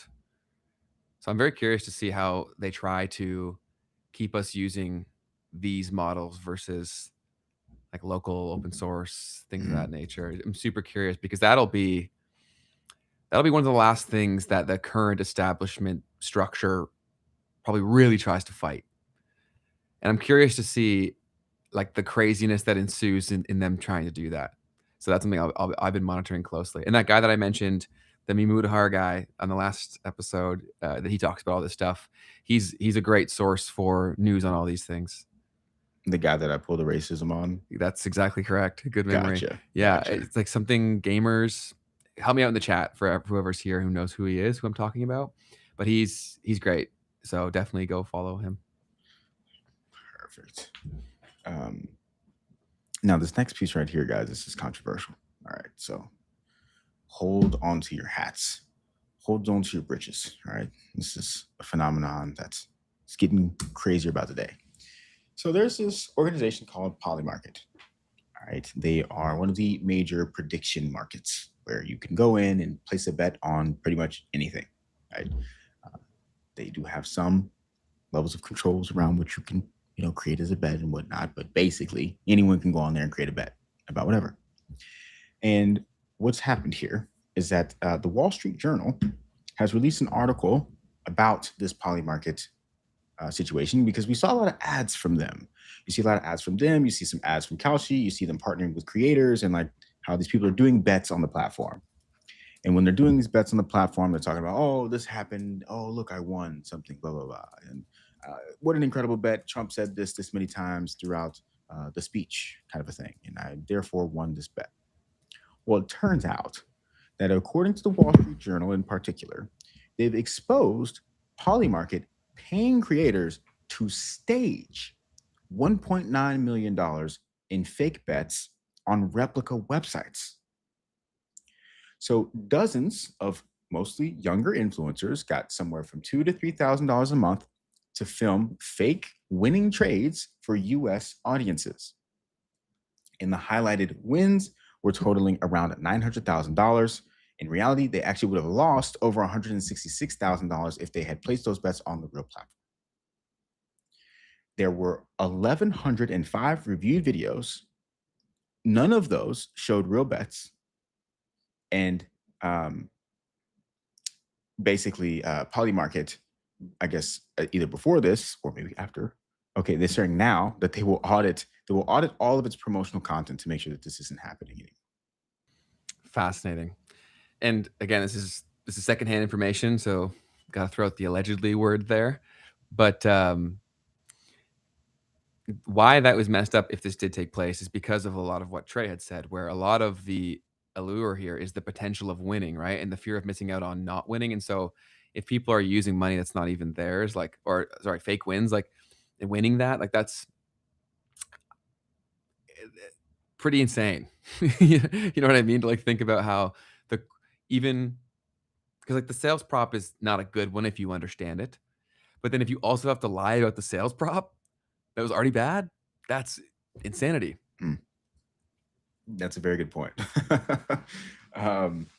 Yeah, this is really tough, guys. Like these platforms, I mean, that's probably the worst thing that could have happened for them, right? I mean, look, you're already dealing with something that's super sketchy, right? States are coming out and suing you and trying to bar you from being able to operate in their state. Yes, part of that is because they're not earning income off of you because you're not a gambling site, right? You've got CFTC coming in and trying to defend you guys, right? While you're doing these things that are potentially somewhat nefarious, somewhat just, not necessarily super hyper beneficial to society. And now you're telling us that the Wall Street Journal has uncovered, allegedly, that you guys were faking the bets on the platform? Wild. Come on, bro. Bro. We got some good stuff in the chat. So Cross Central said, not even surprised. There was a random rise in so many influencers shilling Polymarket. I wonder if it's worth the money from them to promote this garbage. One thing you can't deny is they're touching everyone. Like they're paying anything remotely related to this thing. And why it was so scary to me was that okay, like the sports gambling thing, they had the sports fans, but at least there was so many sectors of the world that wouldn't get impacted by the gambling stuff. Right now, the geopolitics interested person now has the chance to get addicted to gambling. It's just a very scary proposition. And then Billum has another point here. Kalshi is coming to Canada now too. Yeah. That's probably on here, but that's another thing where it's just crazy where it's growing here. And I will say though that announcement did get a lot of hate on Twitter for the most part, which is cool. I think it's maybe 50-50, but there was some people that were vocally saying this, like, why is this good kind of thing.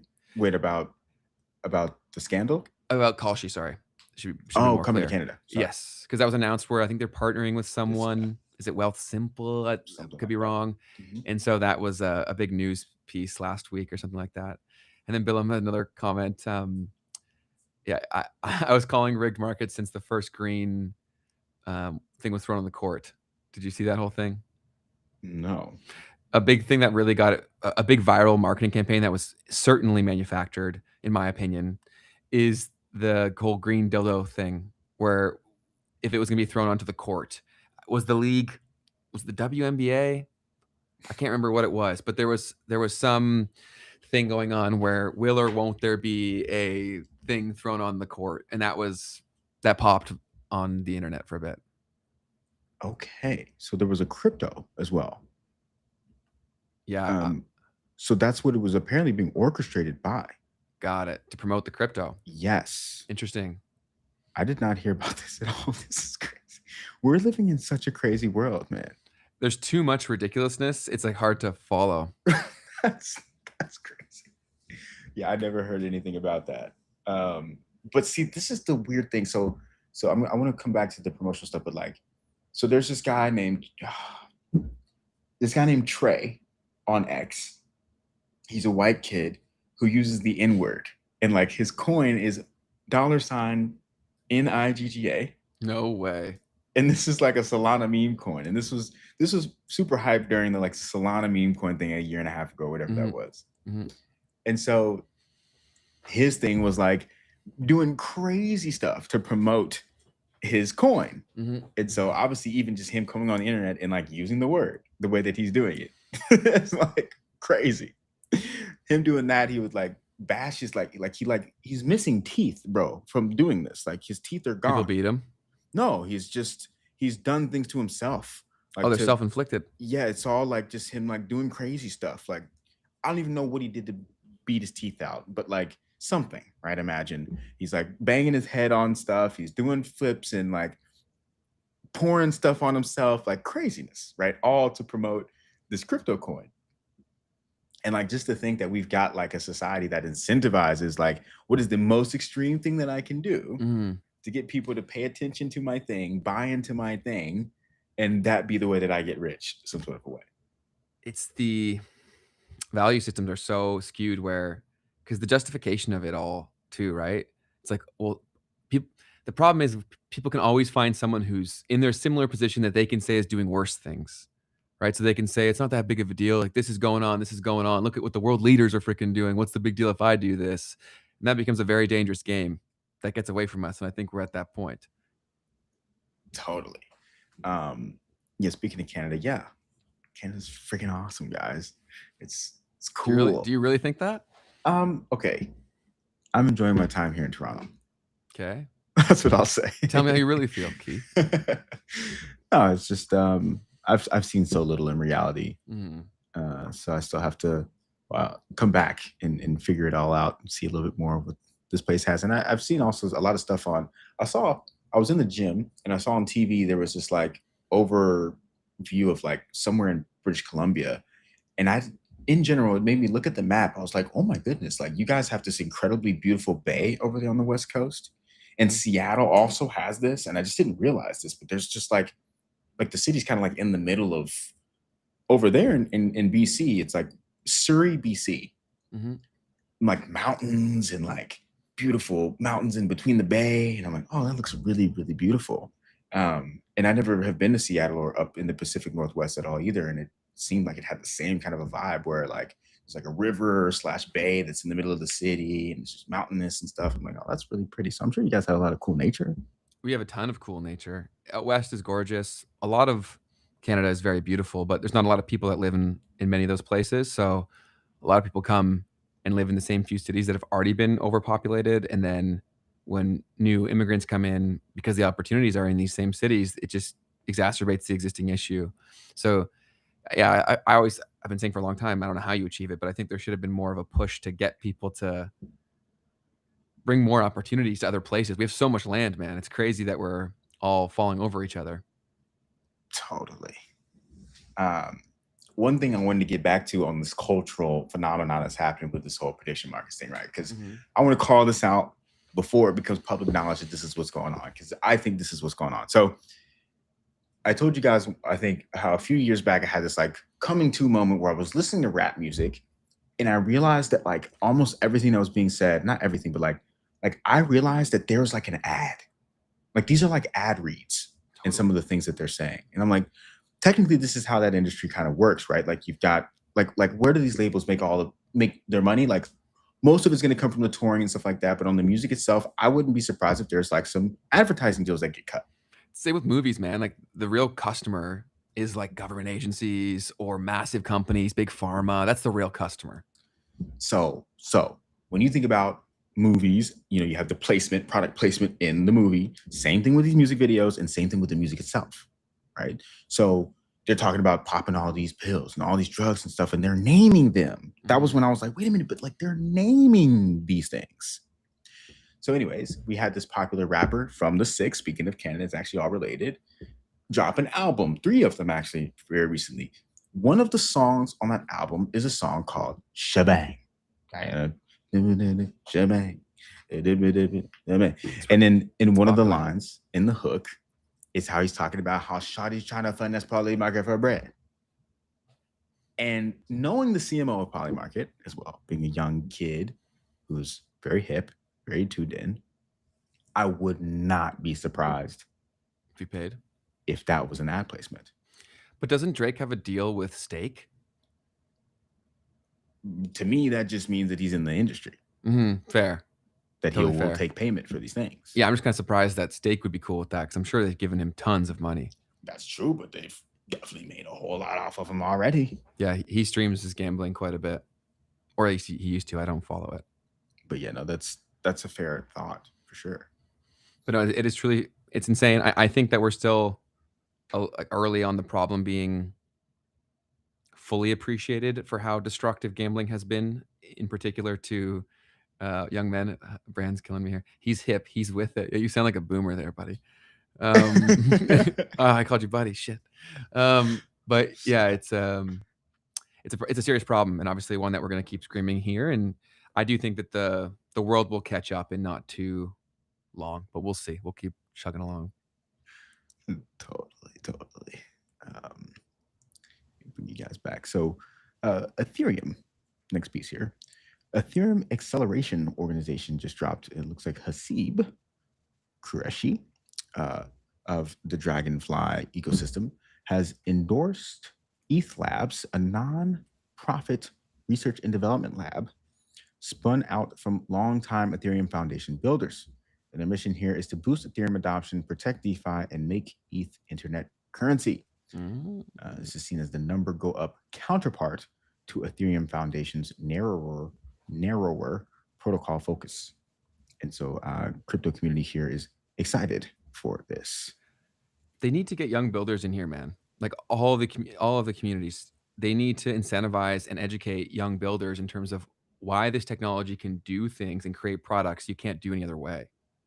There's been such a gap in that message being shared. And it's because crypto people, for whatever reason, like, I don't know how this happened, but there's people who are like crypto marketers, and these crypto people keep listening to these crypto marketers. It's like they're a crypto marketer because they couldn't market other things. Like, I don't understand how they don't grasp that concept. Of course, not everyone is like that. I'm sure there's some great crypto marketers, don't get me wrong. But a lot of these things where it's like, why aren't you going? We used to have the money. Maybe they don't have the money anymore, but like, why aren't they going to the people who actually really, really know what they're talking about in terms of getting people excited by this? Because especially with the whole indie hacking community, there's a lot of products and ideas that could be made with these technologies, but kids don't talk about it. They don't know. Yeah. If you can't market the thing that has a number that goes up, right? That's an interesting thought. Or because then you're also early, right? And most people that became crypto marketers, they tried to market something else, and the market was too saturated for them, right? So they saw, again, I'm generalizing. I'm sure there's some amazing ones out there, but if you just look at the content in the crypto world, it's evident that these people don't know social that well, and social is most of the game at this point. Totally. Let's see. What'd you see? Cross Central's calling me Unk. I'm older than Keith. I was just saying he sounded like a classic cliche old guy. He's hip. He's with it. He's hip, you know, he's young, he's moving and shaking. Not totally. So yeah, I think it's time for some reactions. I like to react.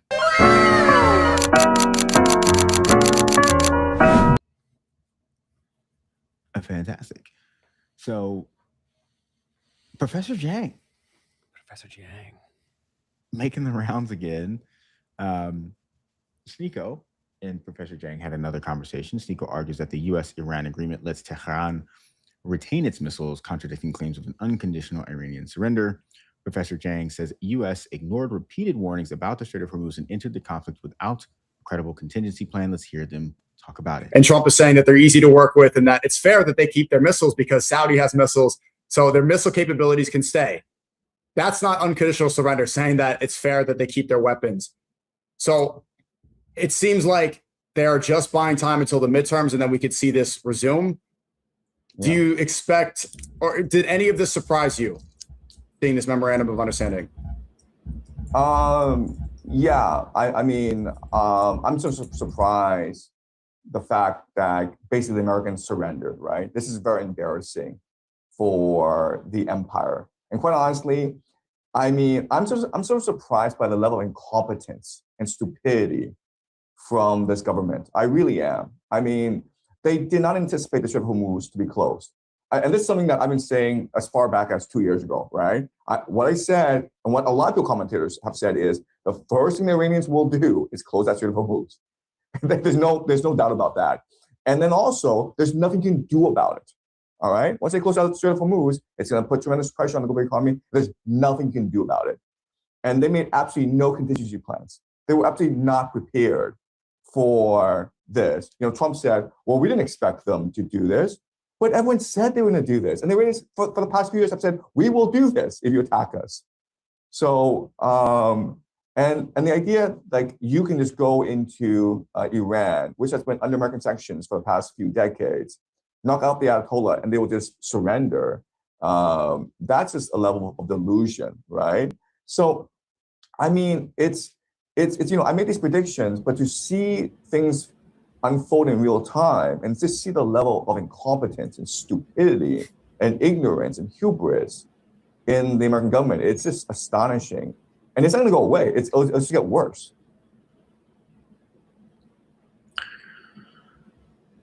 Any initial thoughts on that, Ben? I like that duo quite a bit. And Jiang has reached his point in the story arc where he gives no shits. It's kind of awesome, man. Like some of the stuff that he's saying, like it's super funny. And even, yeah,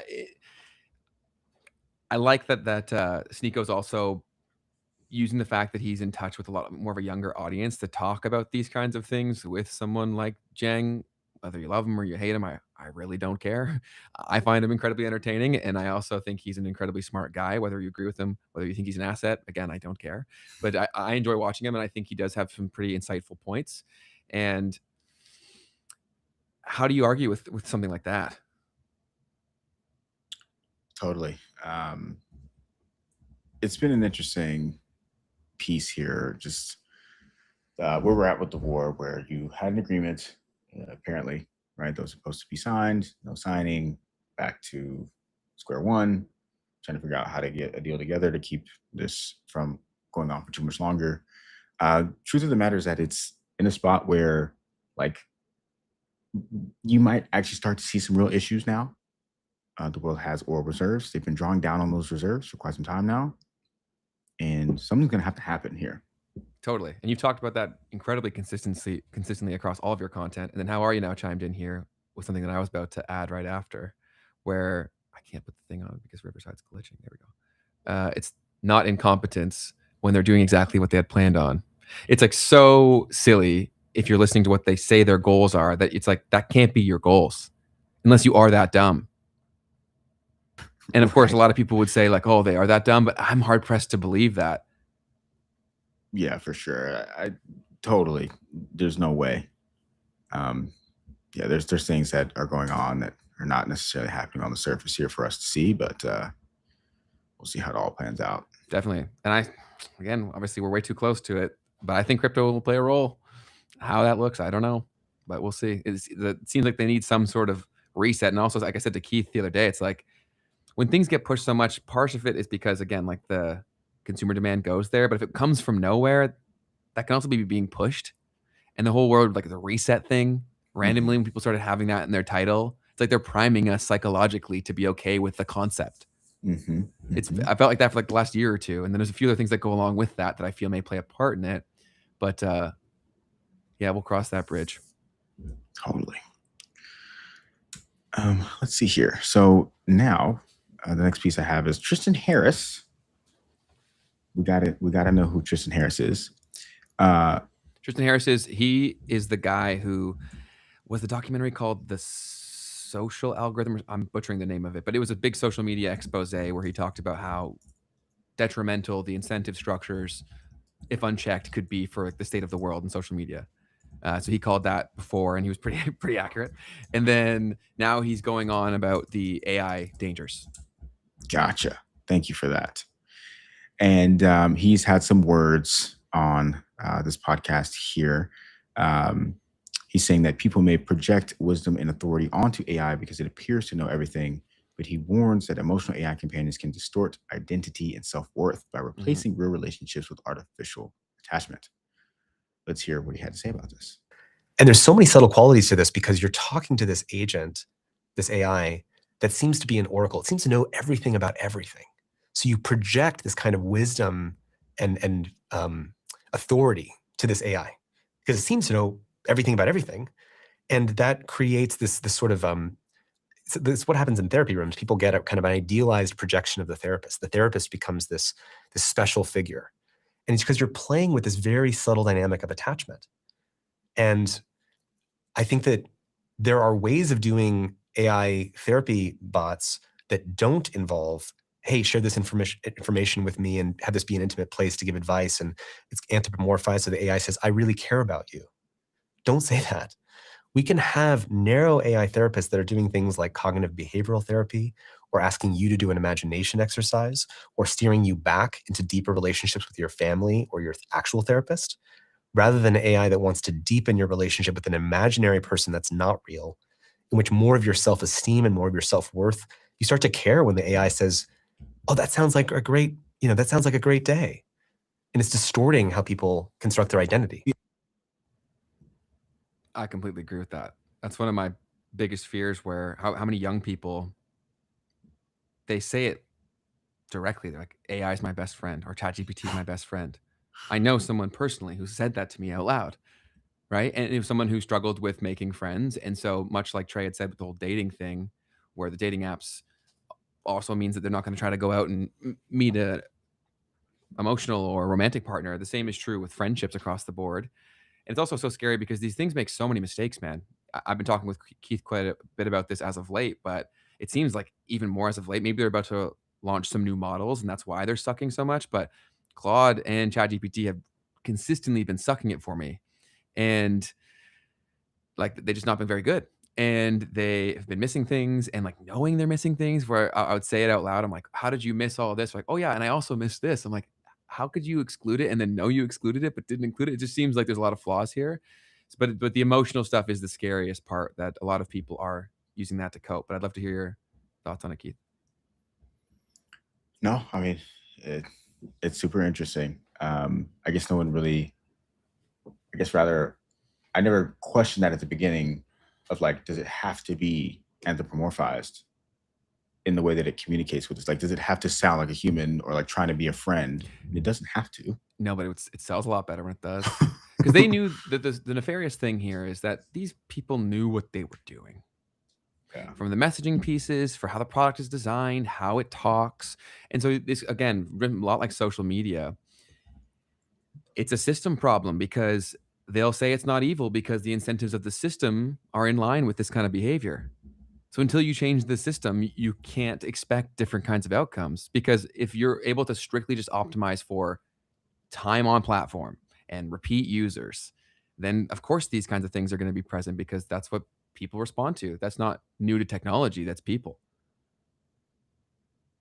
Totally. Some more words from Tristan Harris. What'd you see? Someone said sucking it. I was waiting for someone to call me out on that. I meant like not doing well. Tristan Harris had some more comments about how he wants technology to serve humanity. Let's hear what he had to say here. Oops. I grew up in a world that, a world that mostly worked. I grew up in a magical time in the 1990s, 1980s, 1990s. And, back then using a computer was good for you. I used my first Macintosh and did educational games and learned programming, and it didn't cause mass loneliness and mental health problems and, break how democracy works. And it was just a tool and a bicycle for the mind. And I think the spirit of our organization, Center for Humane Technology, is that word humane comes from my co-founder's father, Jeff Raskin, actually started the Macintosh project at Apple. So before Steve Jobs took it over, he started the Macintosh project, and he wrote a book called The Humane Interface about how technology could be humane and could be sensitive to human needs and human vulnerabilities. That was his key distinction, that just like this chair, hopefully is ergonomic, if you make an ergonomic chair, it's aligned with the curvature of your spine. It works with your anatomy. Mm-hmm. And he had the idea of a humane technology like the Macintosh that works with the ergonomics of your mind. That your mind has certain intuitive ways of working. Like I can drag a window and I can drag an icon and move that icon from this folder to that folder, and making computers easy to use by understanding human vulnerabilities. And I think of this new project that is the collective human technology project now is we have to make technology writ large humane to societal vulnerabilities. Technology has to serve and be aligned with human dignity rather than wipe out dignity with job loss. It has to be humane to child's socialization process so that technology is actually designed to strengthen children's development rather than undermine it and cause AI suicides, which we haven't talked about yet. And so I deeply believe that we can do this differently, and I feel responsibility in that. Keith? Any initial thoughts, Ben? Yeah, I think that, but it has to be enforced, right? Like if there's not a requirement to do things like that, then of course, it's not going to make the most amount of money if people are using it to just make their lives better. Like if that was the case, then I think a lot of the world would look very different right now. So yeah, I do think that I'm so curious to see how they push this stuff forward. And the rules because I do think rules are coming. Like even with the whole Anthropic stuff, they kind of fought for that, right? Where they wanted the government to be involved, and now they are. So we'll see the kind of decisions that get made and the rules that get put around these things. I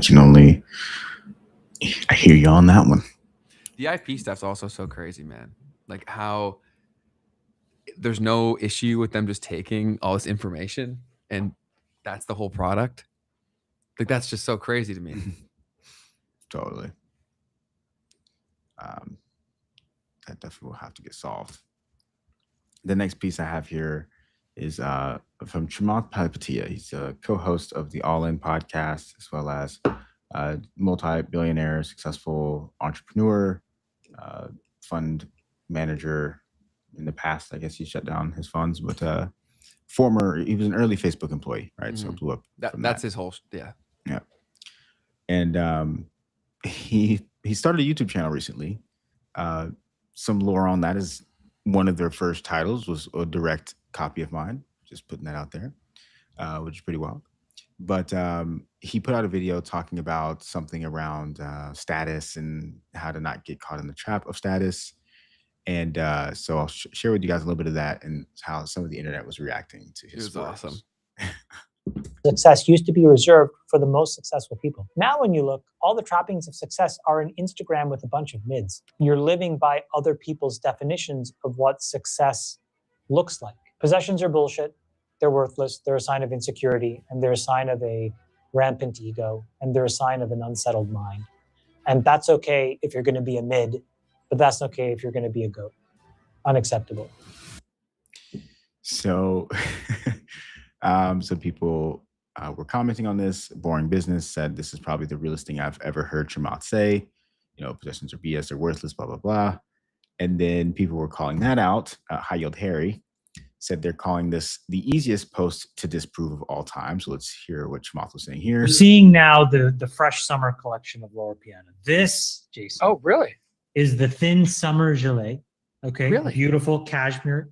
Continue. It's called like the King's Cashmere or something. You're seeing now the. And also, wasn't the sweater that he was wearing in the video like thousands of dollars or something like that? Correct. So that was another piece here, is that while he's delivering this message, he's apparently delivering that message in a Laura Piana cashmere hoodie worth around 2,400 pounds or euros, excuse me. So, you know, $3,000 sweater on as he's saying that. He's rage bait, dude. I swear. Yeah, I mean, he knows what he's doing to some degree, and you know, like he's being silly in that other clip, right, where he's talking to Jason and the All In Pod guys, you know. So I get it. He's just being funny, but it's definitely once again one of these situations where message fantastically profound, messenger, it's very hard. You know, it's very hard in your position to be the messenger of that one. Yeah, sure. and I agree with the sentiment, but when you're so clearly contradicting your belief in that through your behavior, obviously that does make things a little, wait, what? Did you just say that? But yeah, it's super interesting. I think that a lot of those guys have just become like sheer rage bait. And I really do wonder, because like, if you go and read the comments on his stuff, he gets a lot of views, but there's a good mix of not so positive comments. I also find that so fascinating, where if people hate him, like, why spend the time to watch his stuff too, though? It's a truly fascinating thing across the board. Yeah, and I mean, at least in this case, like you can definitely not like him and still respect what he has to say. Mhm. Like I'm definitely probably kind of falling to that category at this point. I used to love Chamath; he was fantastic, but now it's like, all right, I respect Chamath. You know what I mean? Mhm. So I guess that's probably a big part of it. But I'm definitely not leaving any comments to boost his algorithm. Yeah, I don't even take the time to watch his independent videos, but yeah, he's obviously been hyper successful. Their podcast is doing really well also, but he's just been, yeah, he's been rage baiting a ton. He's been a recurring character that we've been seeing because he pops up on Twitter quite a bit, which again also makes me feel like a lot of this is engineered as well. Oh yeah. Yeah, he knows exactly what he's doing. It's fascinating that they would even do that much, because I mean, the attention that they're generating for this kind of stuff is not really great. It's not like you're really getting people who are gonna like do business with you by doing that. I do wonder that a lot, especially with this whole like new media push that's the venture capital bros have been pushing and trying to brand. Instead of just saying we were late, they have to say it was something new. It's really fascinating. And yeah, I do wonder who's like the value of the content, because I think a lot of the people that he's getting a lot of views. I'd be so fascinated to see the back end, like the data of his channel, to see, are any of these views being paid for? Who's, in terms of ads, who's like, who is watching this content? 'Cause some of them have like hundreds of thousands of views. Yeah, no, that's true. And the messages aren't really all that profound, to be fair. No, not at all. And I don't know if there's that kind of crazy crossover between, of course there is. Yeah. Totally. And so I don't know. Yeah, This is a very different content format. That's a very good point, man. So by the way, this is the title there. It's completely ripped for me, which is awesome. It's awesome that it's sitting there. But yeah, like, I mean, that's a good title. So maybe that one did go off in the algo like that. But like, the videos aren't that unique, I guess is what it all comes down to for me. Mhm. And just being a face is not really enough to hit the algo like that. I feel like, personally, I don't know. if you guys want to know, you can typically start paying attention to the kind of the amount of comments and engagement that a post normally receives. That's usually the telltale sign that they paid for ads. Mhm. So this is not like totally out of the realm of being organic. Like those numbers look Yeah. kind of normal. Yes, they do. So it's fascinating to think. I mean, maybe it is because of the immense amount of hate as well. True. Because that is a nice amount of the comments, like you said. This dude said, after years of pumping and dumping on the public, he becomes Marcus Aurelius. That's freaking awesome.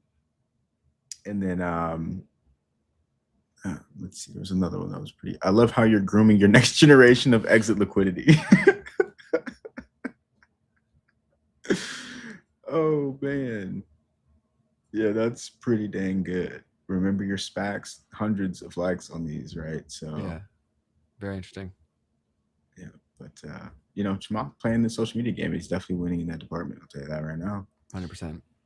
All right, so the next piece that we had was this here. US capitalism versus Chinese poverty reduction. So US capitalism has produced the world's first trillionaire, being Elon Musk, but China claims that its system has lifted 740 to 800 million people out of extreme poverty since the 1990s. And there's this animated chart that shows China's extreme poverty numbers dropping sharply from hundreds of millions to near zero by 2026. And this post contrasts American wealth creation with Chinese poverty alleviation. What an interesting thought. Let's see it. I'm going to turn off the music. Number of people, okay, living in extreme poverty. Got it. There is a lot of push on social media that how good the quality of life and affordability is in China. I see those posts all the time. Very interesting.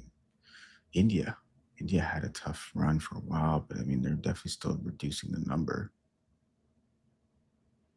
But wow, China just disappeared. And now Nigeria. Whoa. Okay. The Democratic Republic of Congo being number 2. 81 million people in poverty. What's the population of the Democratic Republic? 116 million people, so half of their entire population. That's really sad. That's crazy, man. What are your thoughts after seeing that?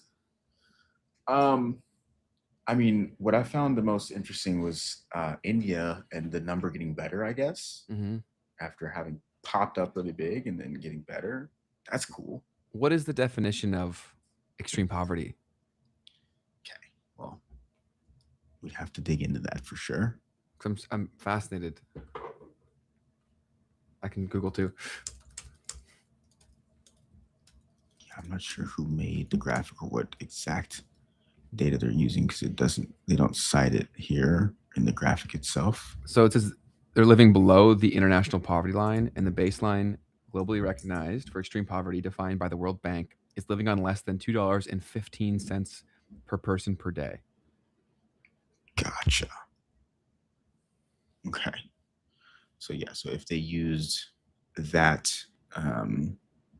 definition, then yeah, those are fascinating stats. I guess it would also be better to look at the percentage, right? Like that would also be something more. Because the sheer numbers is not that relevant because you could have way more people as well. Of course, it's relevant, but I mean, in something like this.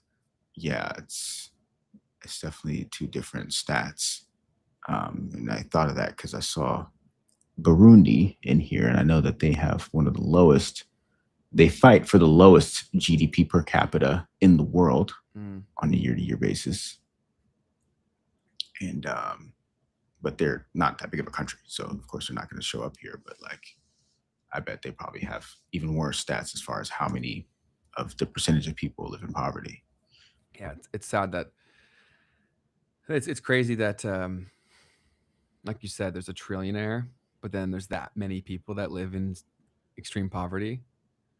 And then the justification, obviously, from the tech elites is that if just let me keep going, and then we'll solve all that.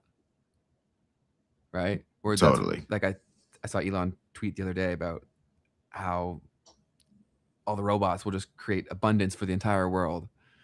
It's like, yeah, because we've got an even distribution of things right now. I'm sure that's how that'll go. So we'll see. Yeah, totally. Speaking of people not living in the best of conditions in the United States, we have a record young adults, living with their parents. We'll hear this news reporter lay it all out. Feels that a third of young people are still living with their parents. These are not strictly college students looking to save money on room and board. We're talking about a record 25 million people under 35, higher than at any time in history. Now, that includes more than 20% of 25 to 29-year-olds and more than 10% of 30 to 34-year-olds.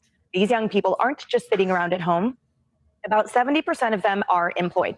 But a lot of them say that they haven't left the nest because they can't afford one of their own. The median home price last year hit $430,000, up more than 34% before the pandemic.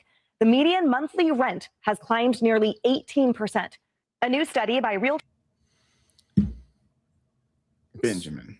It's wildly expensive. It's ridiculous that it's such a foundational problem because you can't avoid paying for that expense, right? So when the barrier to entry is so high, especially when you're paying for your rent, it's with money that's already been impacted by taxes and things of that nature. So when it gets to these crazy levels, it's not feasible to buy a place. Like, you can't accumulate enough of it. And then countries, as I know too personally, they won't let natural market forces bring the real prices of things down. So it's like, yeah, this is going to continue to happen. I'd love to hear your thoughts. Yeah. I don't think that one made it to the news docket, but that's a big story. Try to find it real quick. So yeah, I mean, this is a lived experience thing. I think we're seeing it, and it's just becoming what it is. A lot of people are stuck at the crib, and it is what it is. It's a shit show because so many people, so much of their wealth is wrapped up in this house. And so everyone's in a scarcity mindset across the board, where obviously the people who don't have it are like, oh, I really want it. Screw you if you have it. And the people who have it are like, oh, if I don't have this, I have nothing. And so then it just creates this really weird contagion of maintaining things that just aren't real.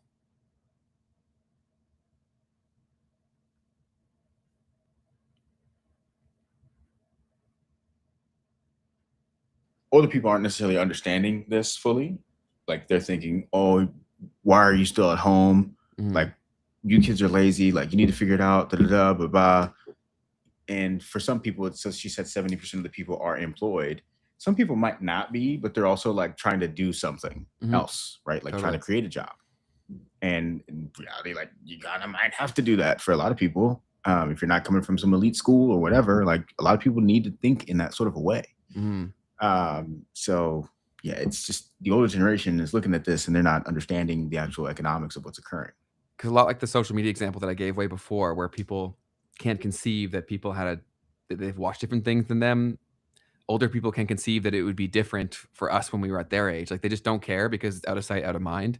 So they're not really understanding of that reality of the problem or the scope of it. So yeah, it's a big thing. And if you can live at home and it's a good environment for you, like, I'll always advocate to it. Like, it wasn't an option for me, but I would have loved to if it was, to save money, because it's pretty crippling financially to try to build something when you have that massive thing that you have to pay every single month. So yeah, it's a real thing. I think that it'll probably continue to become more of a real thing unless there's some dramatic change to the housing prices. Yeah. For the young people out there dealing with it, don't be in any way ashamed of it. In fact, if you can, like Ben said, lean on into it. Don't be complacent while you're there, right? Don't be complacent. A lot of people get super comfortable and they're like, oh, well, my buddies are living at home too, so it's like, I'm good, I'm chilling. It's like, no, okay, yes, do this for the purpose that you're saying it's being done for, and then grow, push. Totally. I mean, because it's really an unfair advantage if you really look at the. Oh my goodness, yes. You take way bigger risks too, right? Like, I've had to manage my business and keep it afloat, understanding that I have to pay a certain amount of money every single month, right? Totally. So I could have done even more risky stuff, like for the business growth purposes, if I could have not been paying that for the last 10, 11 years. Mm-hmm.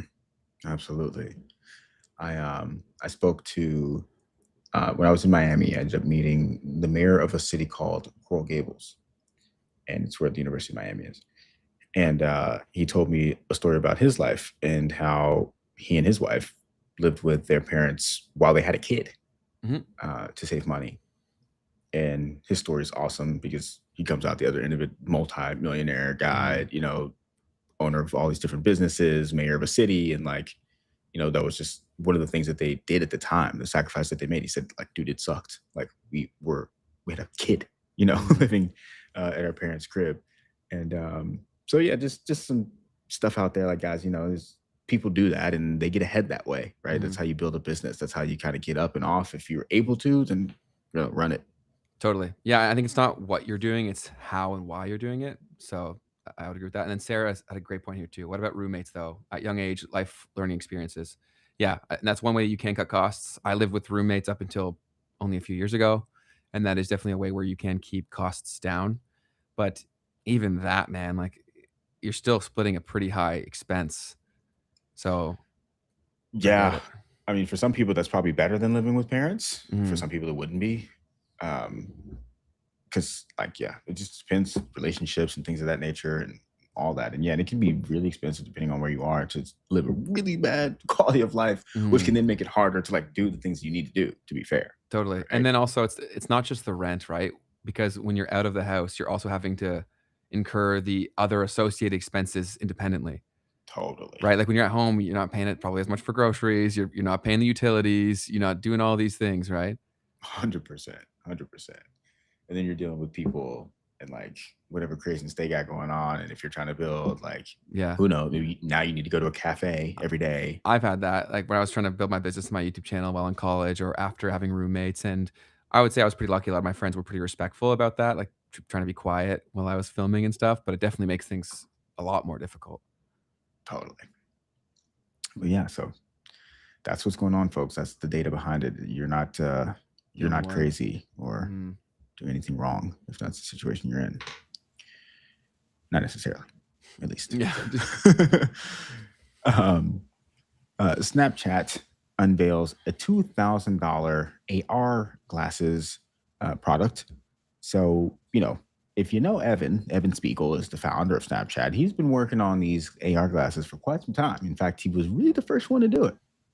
So he's got his product now coming out. Apparently the price of the Snap stock dropped immediately after the announcement that they made. But online users are mocking the heavy, oversized design of these glasses. But we'll see how this all continues to develop. Anything that you've seen about this? Yeah, I've seen a decent amount. So first of all, obviously, I've seen the memes and how silly and ridiculous they definitely look. But Snap is still a highly profitable business. And so apparently with how he structured these kind of moonshots investments as are independent things where Snapchat's growth can fund these things, but their failure can't take down Snapchat. So although like optically, of course, it looked really bad for Snapchat, if you look at how businesses that are that big, how they really grow, you have to be taking moonshots all the time. And eventually, like some of them are going to be dumb. Even Google, like, yeah, of course, we talk about and use their winners all the time, but there's so many moonshots that they spent billions of dollars on that no one used. So yes, these do look ridiculous. But from a business growth perspective, you got to do some ridiculous things to get things that are massive winners. Like even look at AirPods as an off the top example. When those first came out, everyone was clowning on people for wearing AirPods and saying they would never wear them. And now you can't go outside without seeing someone wearing AirPods. Totally. So think about how much of a win that was for the Apple ecosystem. So you do have to take swings and risks to continue being a builder, but those things do look objectively stupid. Apple got inspired by the Snapchat specs and decided to make an Apple Vision Ultra as a meme out of Autism Capital here. Yeah, and that's a good point here by Phosphate. Like, I wouldn't be proud of releasing the product in that state. It looks like a prototype. Do you know what I mean? I don't think it is. I guess I'm saying so. it looks like that stuff should be still in the factory. Yeah, I think he's probably not thinking, or at least not caring too much about the aesthetic of these things. And I imagine, like they must be cool, right? They must do something really cool. Yeah, I'd imagine. So let me see real quick. So yeah, so I actually watched this interview with Evan Spiegel about a month and a half ago, I guess. When was this? 2 months ago, April 12th, on David Sinra. And it's a really, really, really good interview, guys. It's Great so podcast. fascinating to hear more of his perspective on this whole story. Because he invented the story, right? Or Snapchat rather, and the team invented this concept of the story, which is just like a massive thing now. We've talked about this on the pod before. And like it was that, and then like apparently Snapchat is now this massive subscription business, which like, I had no idea. But there's people that are like paying for Snapchat for like the filters and stuff, and it's just like this whole business that I just like did not know existed. And because of the software piece of it, like not being a massive moat to him, I think it was kind of something he talked about in the podcast. It's like this AR thing is like the thing that will make them super competitive to these other big platforms if they win. That's a phenomenal point, and we've touched on it briefly in the show, and someone else had said it too, that they're saying all social media is in decline, and I think there's going to be a continuation of that, but it's also because of the threat of the extreme viability to create competing platforms now. Like you said, the moat is just shrinking up, and so hardware is still going to be a difficult thing for you or I to try to go compete with Snapchat on. We don't have the reserves, we don't have the connections, we don't have the infrastructure. So, but theoretically, like a small team could build Snapchat. Getting users there is the hard part. The network part is incredibly difficult. Not underestimating that, but you're right. The moat's not there. Yep. So yeah, it's just so wild to think that like this whole past decade, like Snapchat has just been cooking along in the background. You know what I mean? Like they're still a massive business. You know what I mean? But you don't hear about them or think about them at all. So the next piece that I had here is about an open source AI frontier model. So we've got Alex Finn, who is an AI builder and a YouTuber who founded Creator Buddy and Henry Intelligent Machines. He also used to be really big into NFTs, if I recall correctly, back in the day. Okay, Alex Finn. And famous for vibe coding and running powerful AI agent systems. So he admits that open source AI has matched closed frontier models. There's a Z.AI release that has open weights that are rivaling an open weights model that's rivaling Claude Opus 4.8. It runs locally and gives users full sovereignty. No one can shut it down. Has cheaper AI APIs and local options, which are shifting the power to individuals over these big AI labs. So he said that I was wrong. Been saying for months that open source AI models are 6 months behind, but now they caught up. So shout out to Alex Finn. We'd love to have you on the show to discuss a little bit more about it. Yeah, he's a big AI bull. And as soon as Claudebot came out, he was one of the faces that embraced that the most. And he rode that wave a bit. He actually went on Peter's show, Moonshots, to discuss that whole phenomenon. Word. So yeah, I'm familiar with his stuff, and he's a smart dude. And yeah, we'd love to have you on. Cool. And then next piece that I have here is keep on doing that. Trump and Carney at the G7. Trump complains that he has the lowest chair in the room during a tech leaders meeting. Canadian Prime Minister Mark Carney immediately offers and swaps seats with him. And the moment was apparently captured on video. So let's see what this is all about here. People are so silly, man.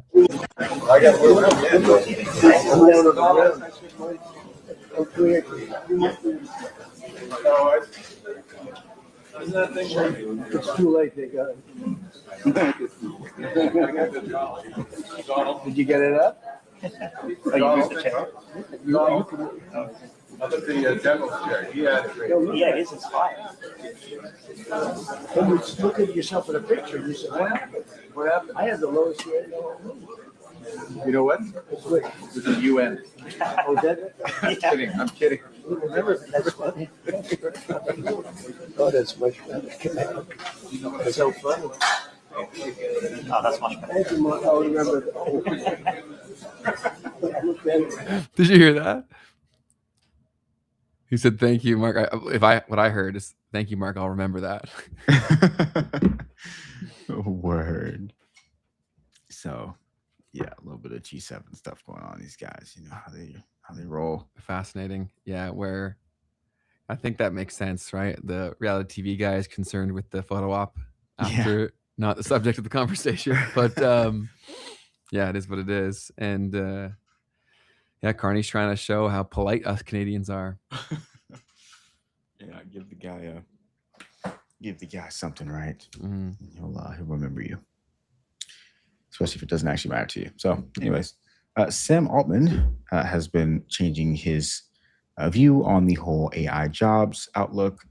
He spoke at Stanford. He now says he's much less worried about short-term job losses from AI and admits that AI may be less disruptive to employment than he previously thought. This shift comes as companies adopt AI while still hiring aggressively. So let's hear him talk about this a little bit. There's a lot of talk about like future economic models, and are we going to do universal basic income? Are we going to have everybody gets to like own a slice of every company? Like, are we going to, is it capitalism with no change? Is it like full on communism? There's like a lot of talk about this. One thing that I think is not talked about much is how specifically how we distribute compute. So maybe a lot of the economy can work in a way that it's going to work. And I've become much less of a even short-term jobs doomer. I've always been optimistic we find new things to do, but this may not even be as disruptive as I originally thought in the short term. But we are seeing compute shortages now. I can imagine them getting much worse. And I can imagine compute being like the most important utility that people need. So if the price of compute from a supply and demand perspective gets way out of whack, then I think there will be a very interesting fork about what it means to equitably. There's a lot of talk about like future. What seems rather convenient as you want to IPO. You no longer see that being a concern. You're on mute. Am I? You were. You're not anymore. Oh, okay. Thanks, Ziba. So yeah, totally. As you said. He also looks like he's aged a lot. Well, I'm sure the stress that he's under is large. Facts. And warranted. But it's definitely still a lot. Yeah, people throwing Molotov cocktails at his house, bro. What do you expect? Yeah, that stuff. I obviously don't condone violence, but the stress would be very real. No doubt. The Bitwise CIO, Matt Hogan. Bitwise is a large ETF provider. They do a lot of crypto products in particular. So their chief investment officer names Chainlink alongside Bitcoin, Ethereum, and Solana as top crypto assets. And he highlights Chainlink's dominant Oracle role connecting blockchains to real-world data. Institutions overlook it despite key use in stablecoins and tokenization. Let's hear a little bit of what he had to say. Oof. Look, I think it's the fourth member of Mount Rushmore in crypto. I think it's Bitcoin, ETH, Solana, and Chainlink. Look, people miss everything. If you talk to the average institutional investor, they've never heard of Chainlink.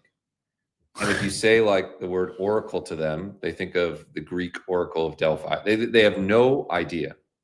So they don't know. So they're missing everything. Wow. The thesis I give them. First off, while this is loading here, I want to hear your thoughts anyways. I can't. Ethereum and Solana can't both be up there. I'm sorry, but one of them needs to move out of the way. Because for one to succeed, the other would have to fail? Just like, what's the point? What's the point of Ethereum then? Or what's the point of Solana then? Like, Ethereum is slow, clunky, expensive. Solana is fast, unreliable. So we don't need either of them then. How about that? You don't think there's enough use cases where they would both be important? Why wouldn't you just use Solana? Because of the advantages that you mentioned for Ethereum? There are no advantages of Ethereum, I guess is my point. Besides the network effects. But so then get rid of Solana if you're just going to use Ethereum then. So, and if you were to put, then who should be on there? Bitcoin.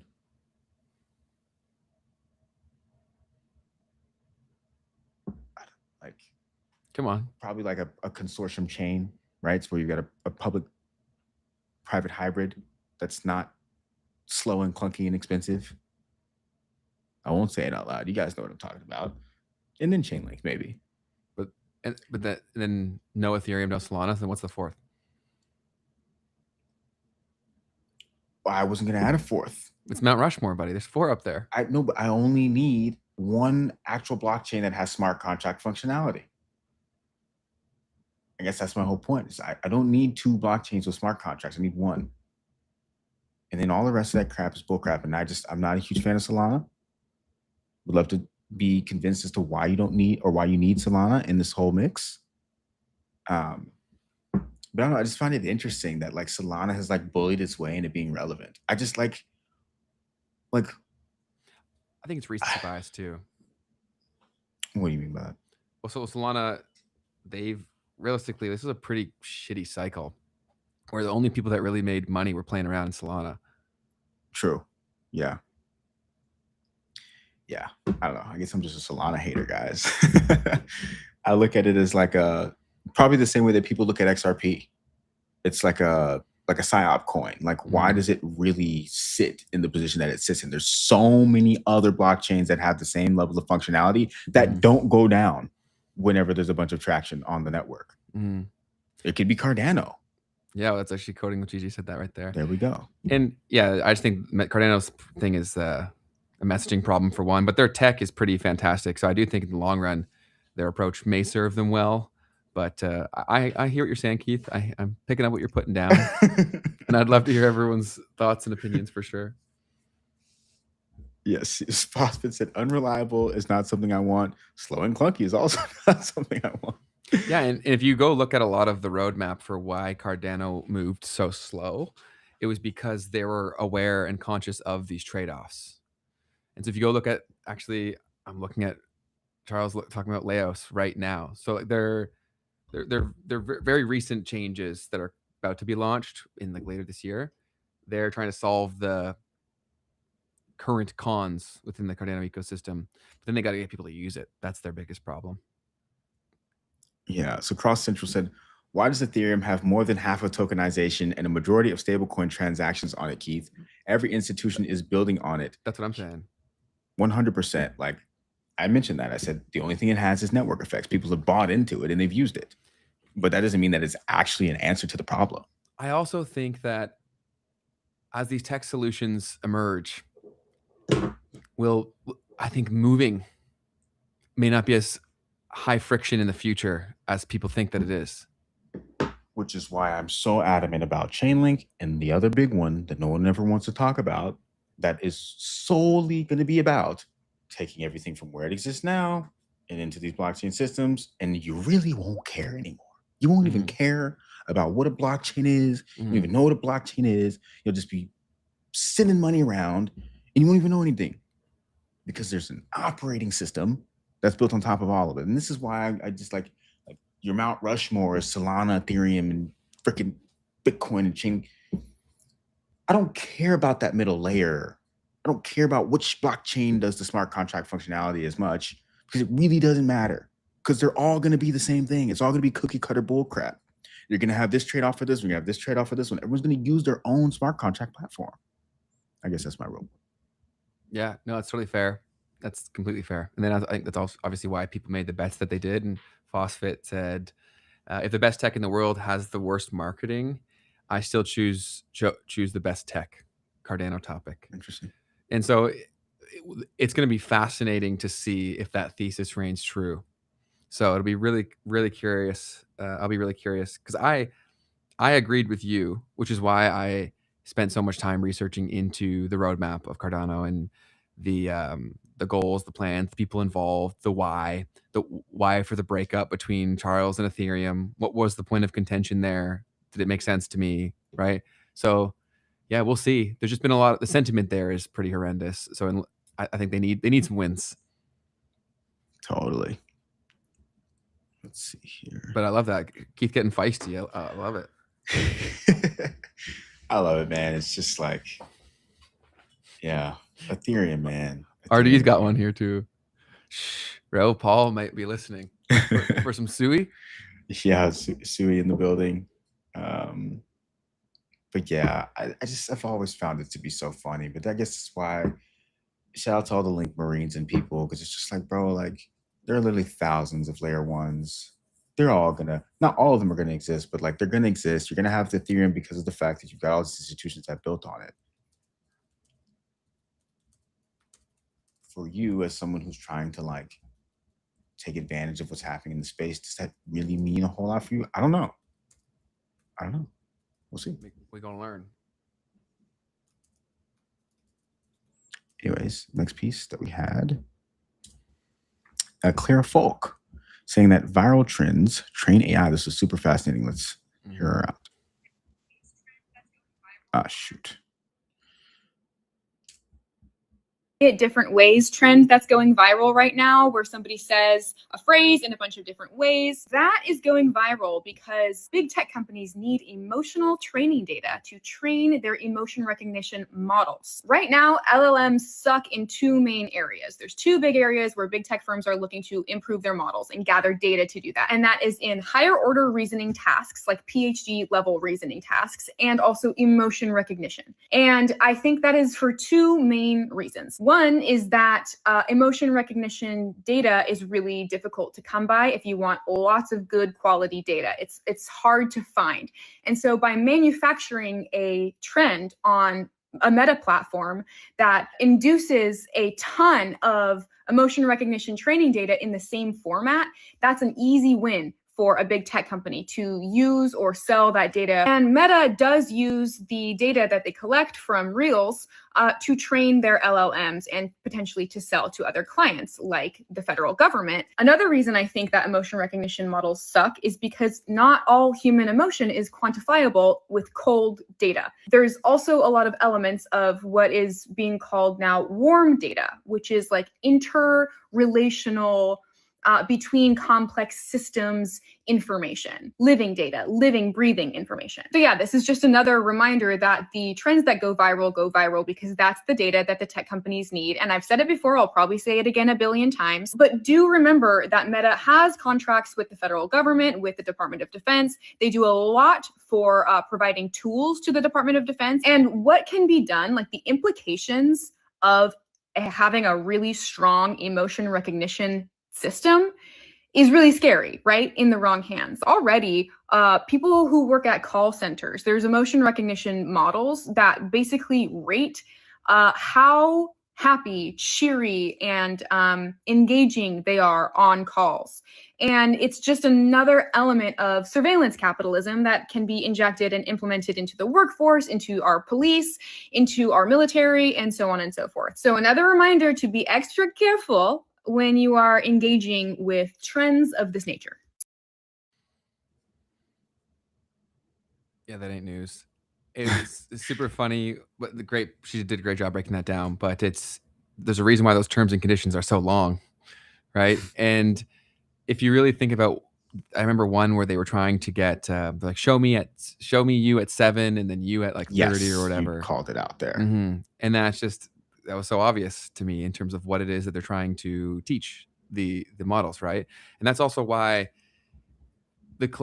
basically the value of your LLM is going to be dictated by the quality of the data that's being fed. That's also why I believe in Keith's thesis that it's going to be really hard to beat Google because of the value of the data that they're able to acquire, right? Because of the use cases of their tools, right?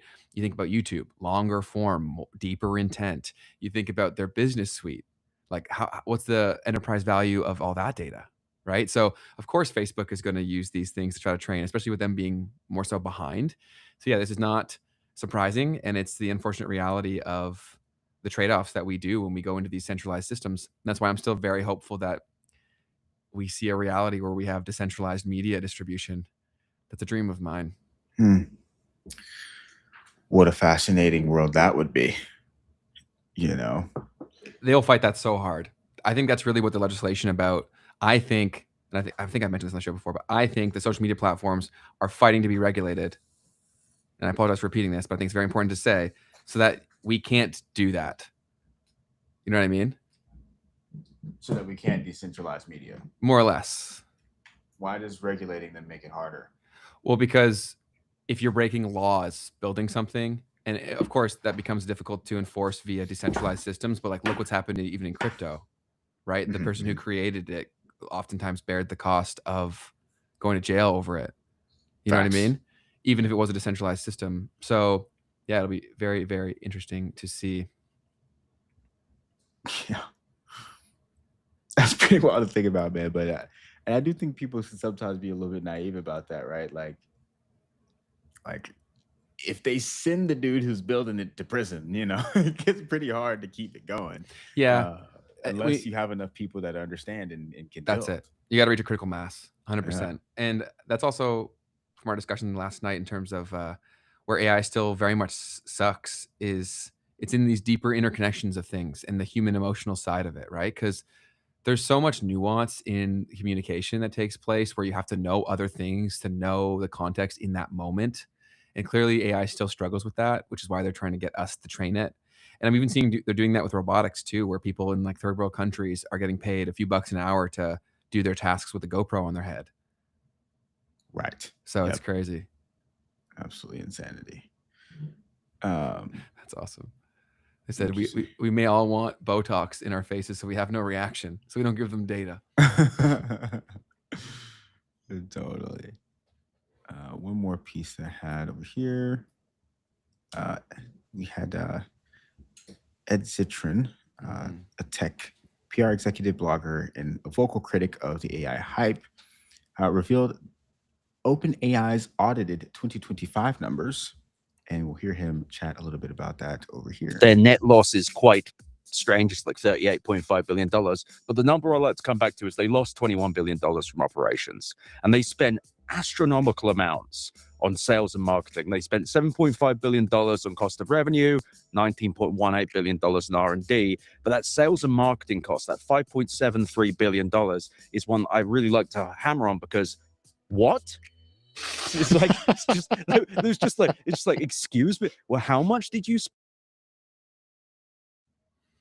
So Ed's been coming out very openly against all of the AI companies, trying to poke holes in the things they're saying and breaking down the financials. That's really the biggest point that he makes, is how a lot of this is just incredibly unsustainable and the narratives don't make sense for real world situations.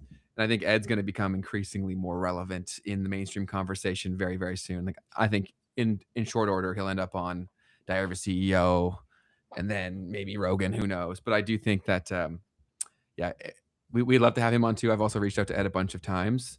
But how much of his stuff have you watched, Keith? And what do you feel about that? Just the stuff that you've pretty much sent to me. It all is just fascinating to see. Mm-hmm. You know, he'll be thrust into the mainstream spotlight because he's the guy who is and has been consistently championing against AI in terms of the BS moves they're playing, the financial maneuvering, the no real direct business use case. It's all these hypotheticals of when this happens. You know what I mean? Totally. Yeah. On this, we had a meme. So Cheddar Flow came out and said OpenAI's financials have leaked, showing $21 billion in losses against $13 billion in revenue, according to Fortune. And Sound Dobad said, so it's a nonprofit after all. That's great. That's super good. But yeah, Ed makes some compelling points, so I definitely recommend going. So wait, wasn't that other guy's name Ed too? Yes, Ed and Ed. So it was Ed and Ed. Awesome. Yeah, that's Ed from Prop G. He's a great guy too. We'd love to have him on as well. But definitely recommend going and giving that a watch. And Ed Zitron also does a pretty consistent show where he talks about this stuff as well. And it's blowing up right now. Oh wow! Like hundreds of thousands of views every single time. Wow! I didn't know so it's a matter of time until he starts getting really through. He'll get like the Professor Jiang experience in the next 6 months. Right. Lovely. A couple of other memes to touch on here. We've got one from Stock Twits talking about the stock market during the U.S. versus Iran war. So when the stock market's closed,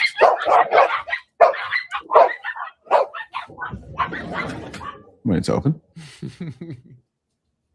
That's super good.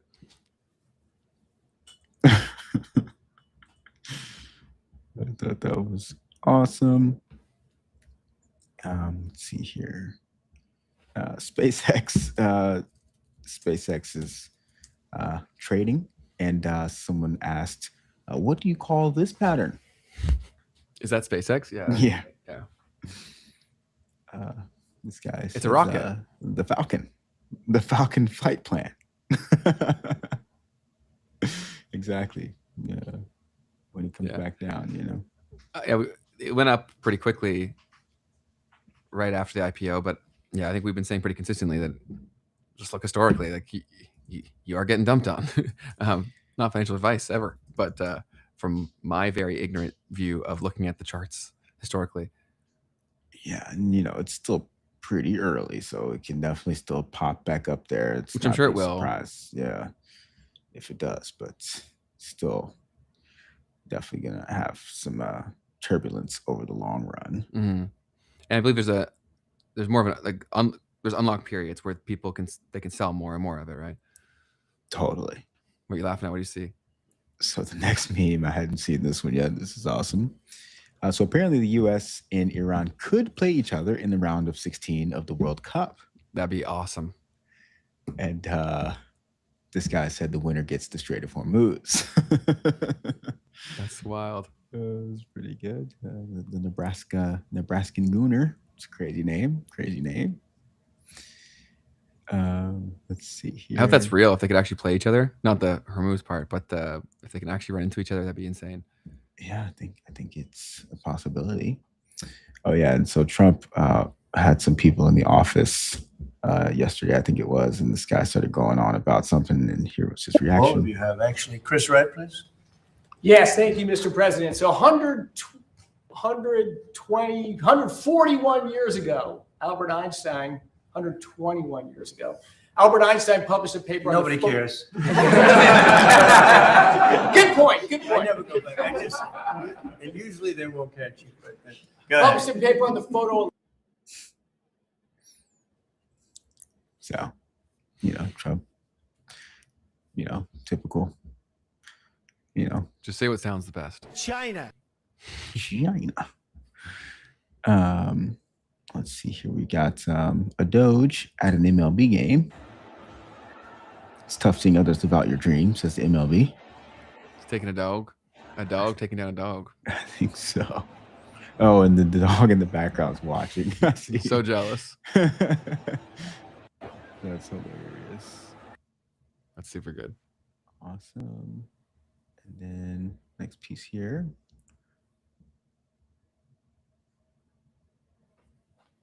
Oh, this is actually kind of messed up. Okay, I'm getting bullied. What should I do? ChatGPT 5.4 says talk to someone about it. ChatGPT 1.0, on the other hand. That's crazy. It's telling someone to take to the streets, I guess. So that's that piece. And then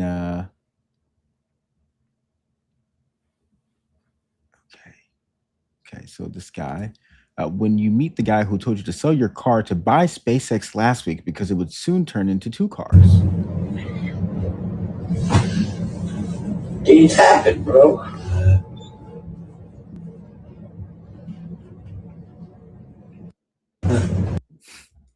I have one buddy who's obsessed with that guy.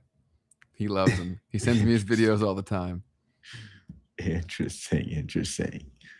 There was one other piece that was newsworthy, I think, worth talking about, because you've mentioned stuff like this a lot on the podcast. And it's about the housing market in Canada. So Mark Carney apparently is presenting a $3.2 billion plan to buy up vacant, overpriced condos that developers can't sell. And a third of these units cost over $1 million. And this person goes on to say that while ordinary families can't even afford rent, the state steps in to rescue rich investors. Absolute policy failure. Let's hear a little bit of that. As a follow-up, I'd like to hear more about converting empty condos into homes for people. Does that involve the government buying extra stock from developers and then renting those out, or reselling them? Are there details you can give us on that? You have two things. I mean, there's different models, and we'll work through the modalities and bring it out in the fall. Is what I said in French. But you can do both, and my view, experts will design it, but one would look to do both.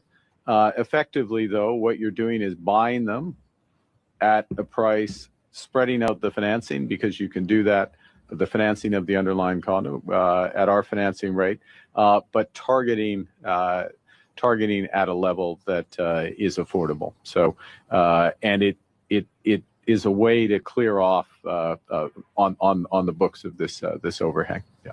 As a follow-up, I'd like to hear more about.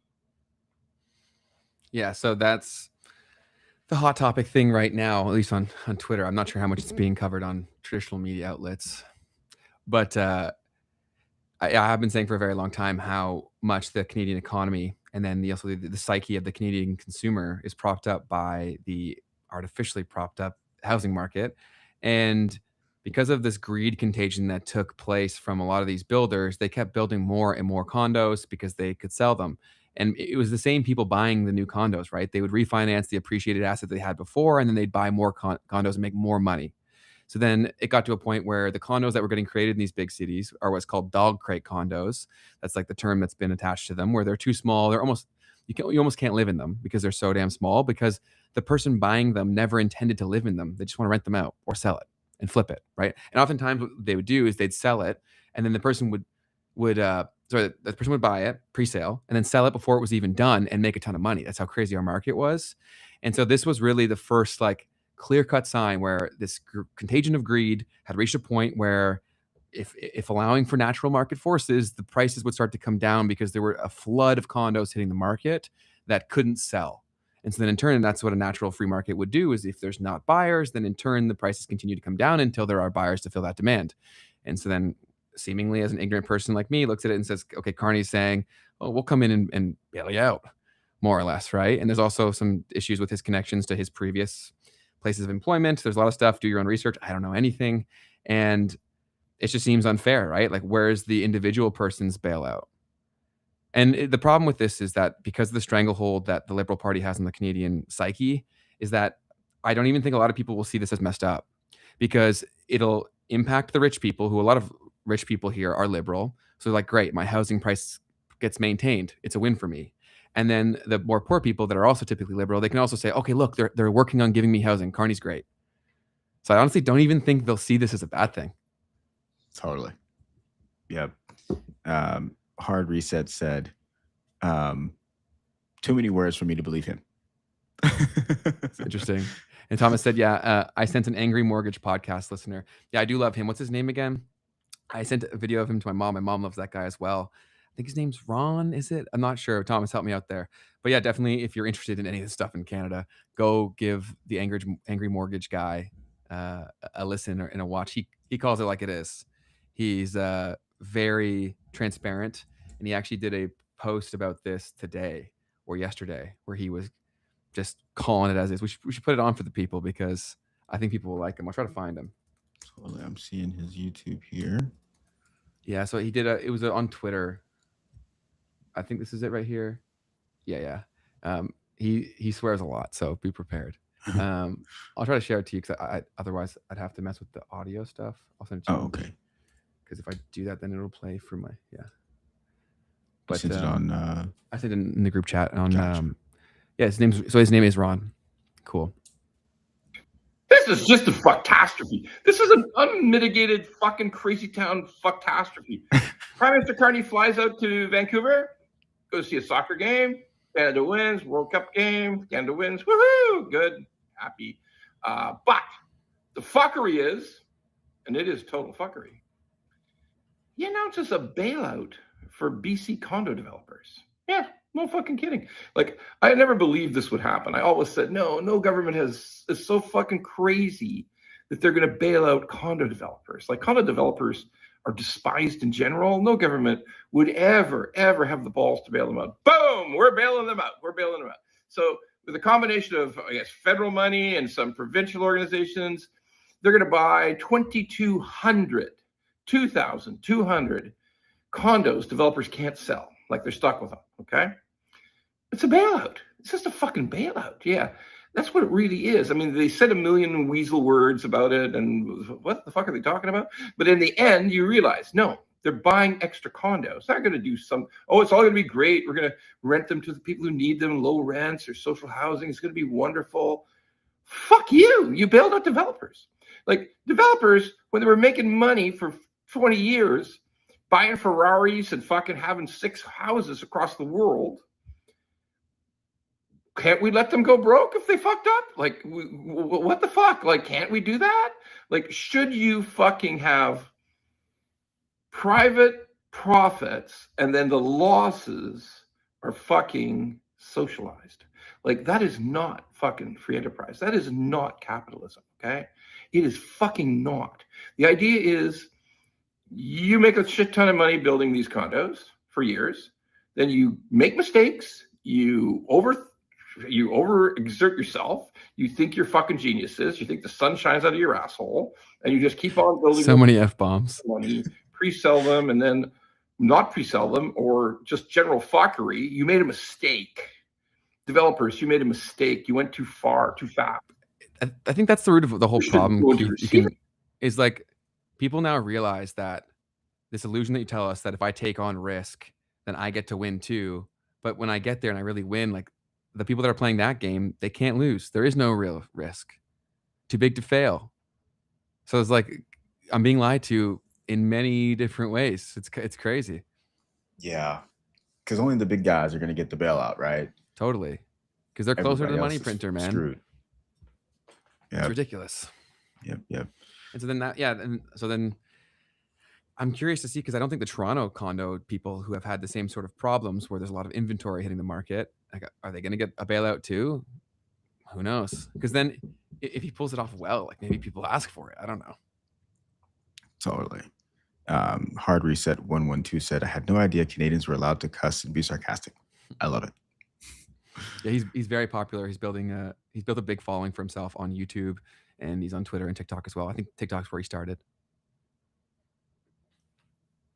And then Hard Reset 112 also said, this is how all these elites are. They want capitalism when it comes to making money, but socialism when it comes to losing or having to spend it.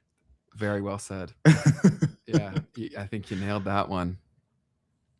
Totally. It's just it's hard, and people are. It's just the system is so broken that people don't have time to actually understand the message or the meaning beyond the headline. And so that's additionally problematic here in Canada when one party clearly has a lot more influence over the most prevalent media sources as well, because then you can create public narratives or belief systems that turn it into reality because enough people believe it. So it's a crazy situation. And I've been saying on the show a bunch of times that they'd have to do something to maintain the housing market. And I guess this is what it is. That's what it do. So yeah, wanted to make sure we brought that up on the pod. Other than that, Ben, I think it's time for community. Let's talk to the legends.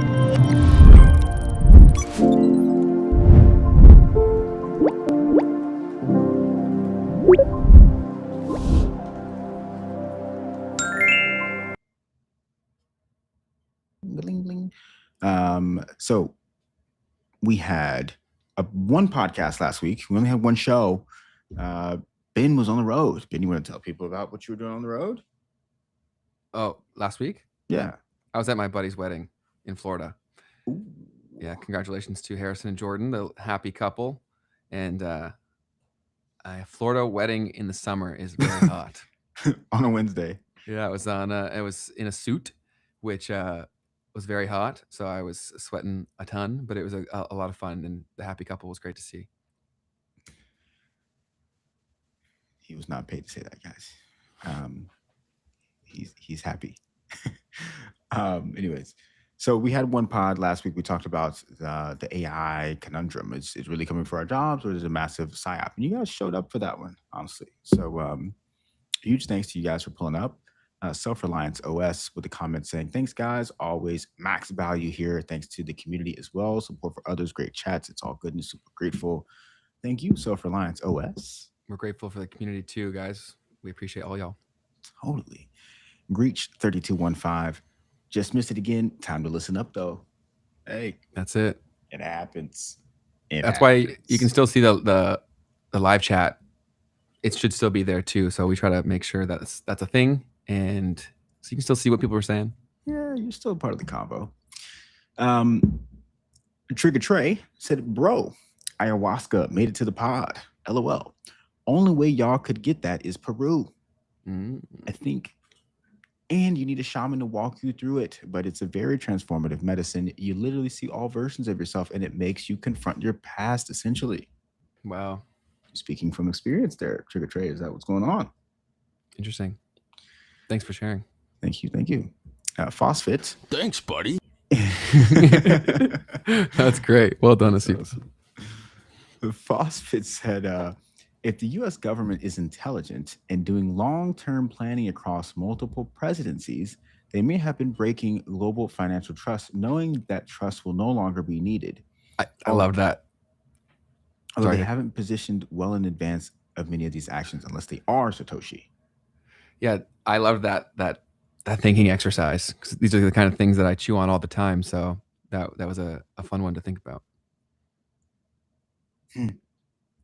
Yes.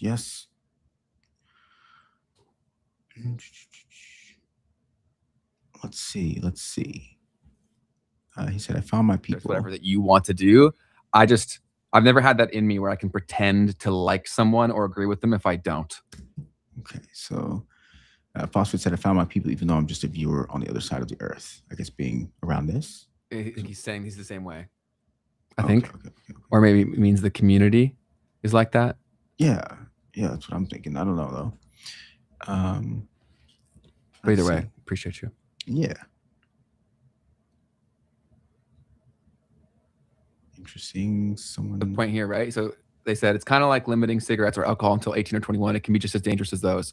I would agree with it, and I think in a vacuum, if you had because we were talking about social media, banning social media, yeah, for kids. So, gotcha. And so he was saying he says that if you show up with your ID at a counter when purchasing an internet accessing device, that's not what's happening here. His analogy is off.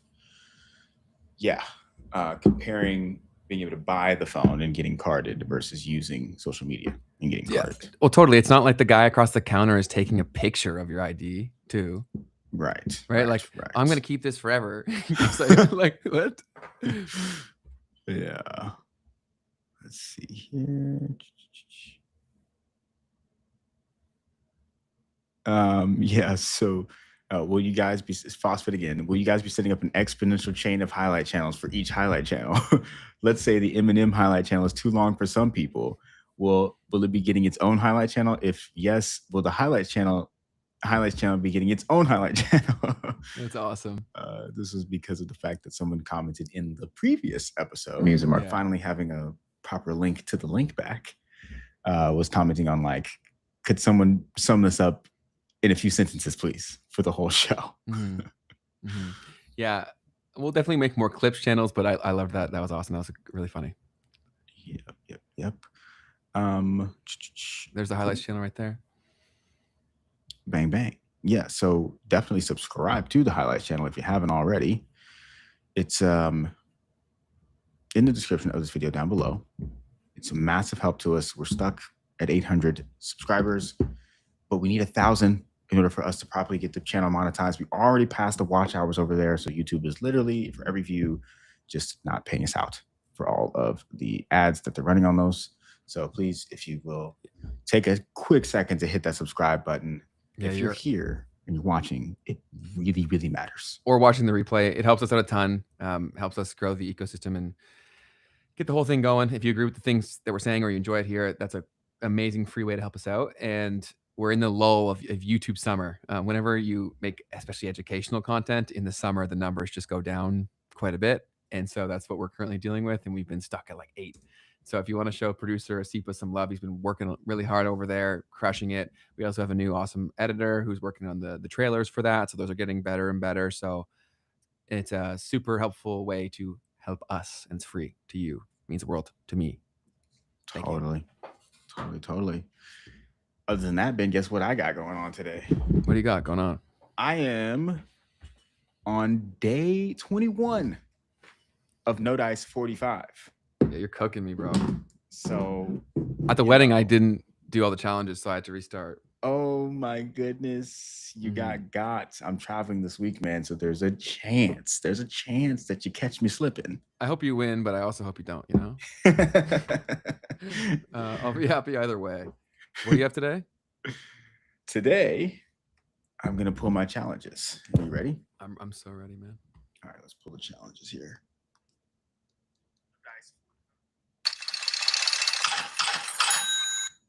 All right. So No Dice 45 is an app, by the way, that allows you to hold yourself accountable to your goals. And if you're gambling, to stop gambling in particular. Sorry, I'm on this chat. So, all right, I got to exercise. I got to meditate for 10 minutes. No gambling. I got to say hi to 5 folks. And I got to read 10 pages from any book that helps me grow. Sweet, man. I got super exciting. I got to work out. That's one that's there every day. Meditation. I have to make a video, so expect to see me on short form platforms talking about No Dice within the next few hours. Nice. And then I got to say hi to 5 strangers, so I'll probably go for a run to achieve that. 2 birds with 1 stone. Get the exercise done at the same time. There you go. And then no gambling. So definitely go give us go check it out. Sorry.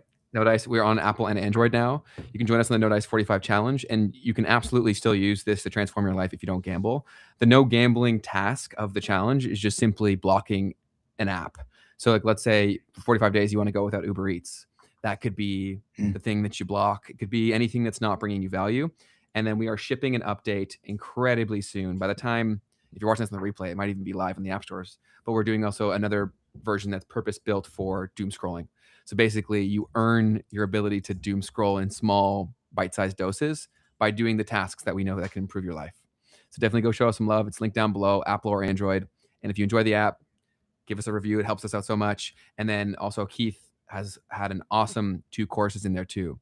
So if you guys just want free education from Keith on personal, like financial literacy, and then also with gambling psychology, those are free in there completely.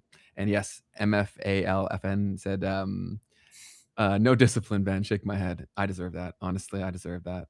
But I did.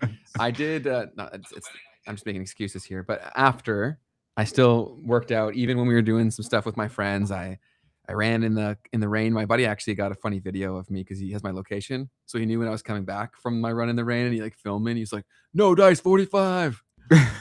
So I'll try to get that video. Shout out Zach. Thanks for doing that. That's awesome. Let's go.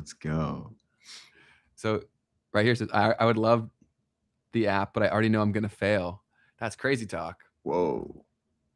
That's How even could you say more of a that? reason why you should get it then. Totally. Check it out. Give it a shot. My biggest vice right now is YouTube. Interesting. So yeah, so then the screen time one may make sense for you if you want to limit that. Another great way to do that, if you really do want to cut back, is only watch YouTube on, say, your computer. That's a very good way to dramatically limit it, because that additional friction of having to carry that around with you just means you're going to watch so much less. So if that's something you're actually trying to do, then that's one thing that I found very valuable. Most certainly. And then what was I going to say? So someone said, what am I reading? What is that? What am I reading? I'm bouncing back and forth between Ben's Persuasion and Propaganda. Both bangers. Those are probably 2 of my favorite 10 books. They were both on our list, weren't they? I don't know if Propaganda was in there. I think Persuasion is, though, from your side. Maybe you did put both, actually. I don't know. Propaganda, Edward Bernays. Persuasion is... Shoot. We got to get back to writing Substack articles.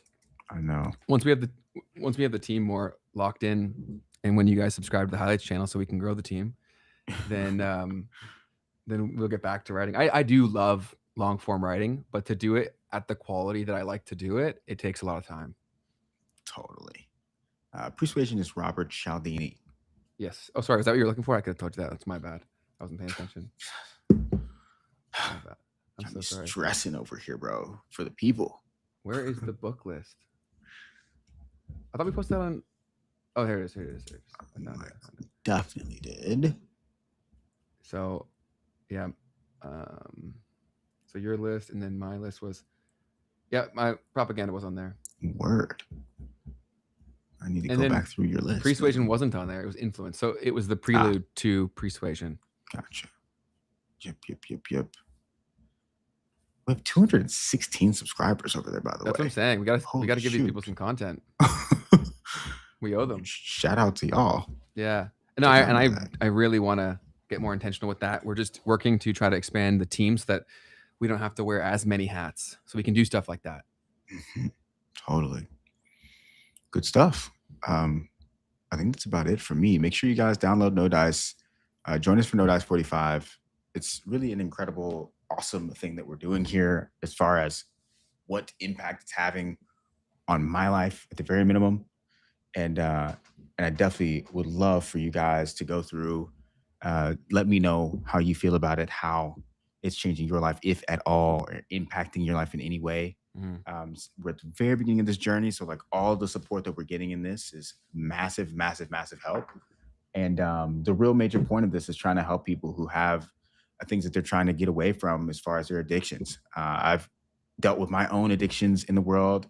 Ben has friends that have dealt with their addictions in terms of things that are happening with gambling, and the way that this whole thing is just designed to extract is the big problem, right? It's like all of these gambling platforms are out there. I ran into a guy in the sauna 2 days ago. Tell that story, dude. Tell that story. It's crazy, right? So I'm in the sauna, and I brought my phone in the sauna because I wanted to do my journaling while doing that, finishing my session and stuff in the gym. And so, because if I'm going to sit in the sauna for 20 minutes, I should bring my phone in here and try this, which I never do. I never bring my phone in the sauna. I've never done that because I'm like, this is stupid. Like, it's going to blow up my phone. I bring my phone in the sauna. I'm sitting down. Minute passes by. There's a guy in front of me. He goes, hey, like, you ever worry about your phone overheating when it's in the sauna? You know, like, it's kind of crazy. I was like, actually, this is the first time I've ever done that. And then we started talking. He was like, well, I guess it'd be so bad if, you know, how bad would it be if your phone just blew up and you just didn't have to use it anymore? And I was like, yeah, funny. It'd be great to not have to use my phone all the time.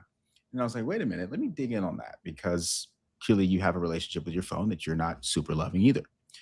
And so I dig in. I'm like, so are you trying to use your phone less? Yes. Actually, I'm going on a phone cleanse tomorrow. It's like, oh, no way. Well, actually, my friend and I are building an app. We built an app that actually helps people with those types of problems. And I was like, and the main thing that we're attacking is the gambling problem. And he was like, no way. That's why I'm trying to get off of my phone. It's because I'm constantly gambling on my phone. Crazy enough. He was already like, this is insane. Like, how is it that I'm like in the sauna with a guy who's working on building something that's designed to help me with the exact problem that I have in my life right now? He was like, this is crazy, divine, like, intervention. And then, what else happened? And then he was like, okay, I got to go. I've been in here for like 20 minutes. I got to go. But take down my Instagram. I'm like, okay, cool. I'll take down your Instagram. He's like, my Instagram handle is Keith dot blah, blah, blah, blah, blah, blah. And I was like, bro, what? So also that, and then and when messaging him back and forth, he was like, I also never initiate conversations in public.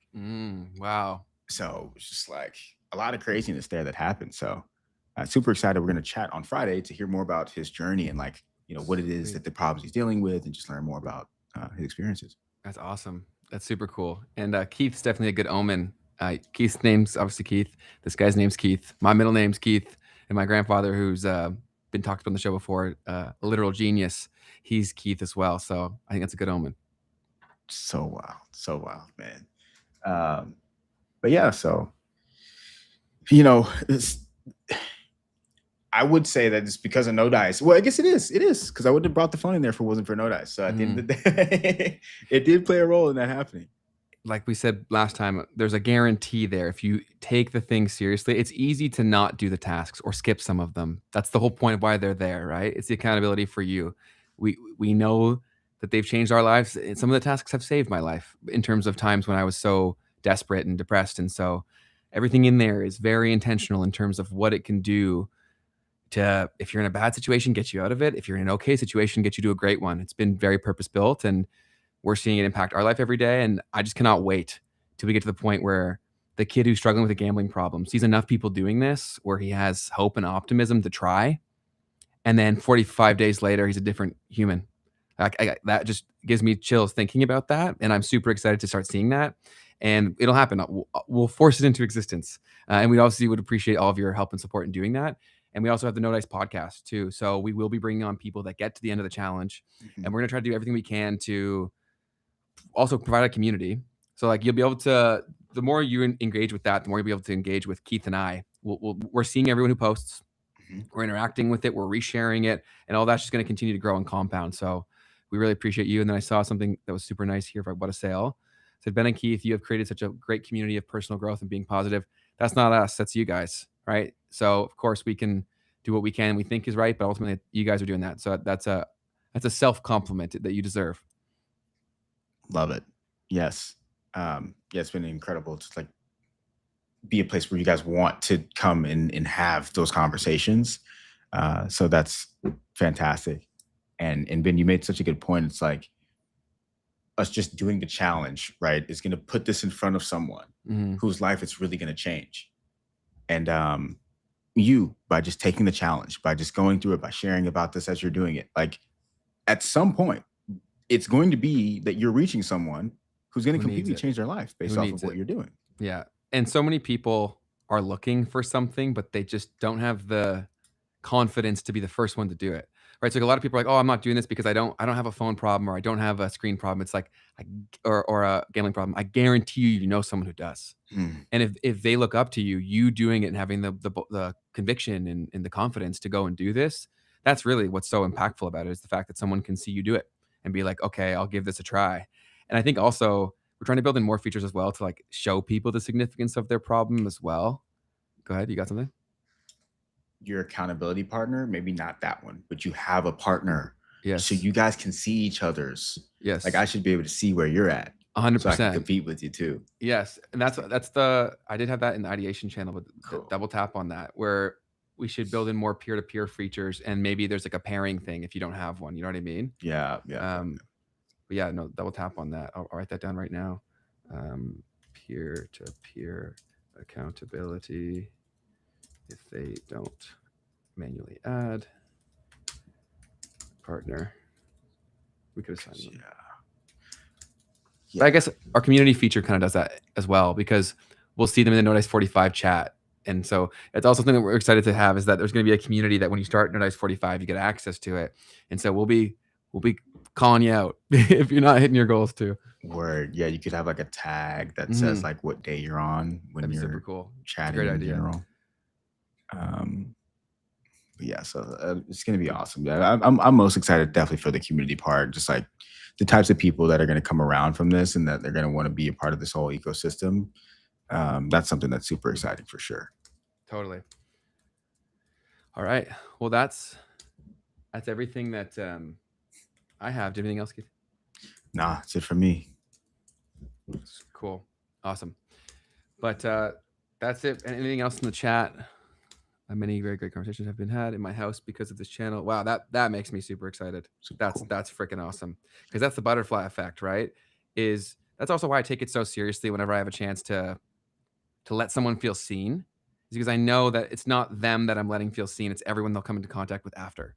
Do you know what I'm saying? Like that's really how you change the world, is how you treat an individual and the things that you bring to them. Because so many people want to do the things that we talk about on the show. They just won't be the first person to do it. Totally. Do you know what I mean? That's also why I think the scariest thing is the whole cringe movement. Because all the best things in life, like most of them are cringe, or what's been called cringe. You know what I mean? Right. So it is what it is. How are you now set up? This channel alone has impacted my entire family's life. This app is a bonus. And then he says, my 2-year-old is impacted by you guys. God bless. Same with my 6-year-old. Let's go.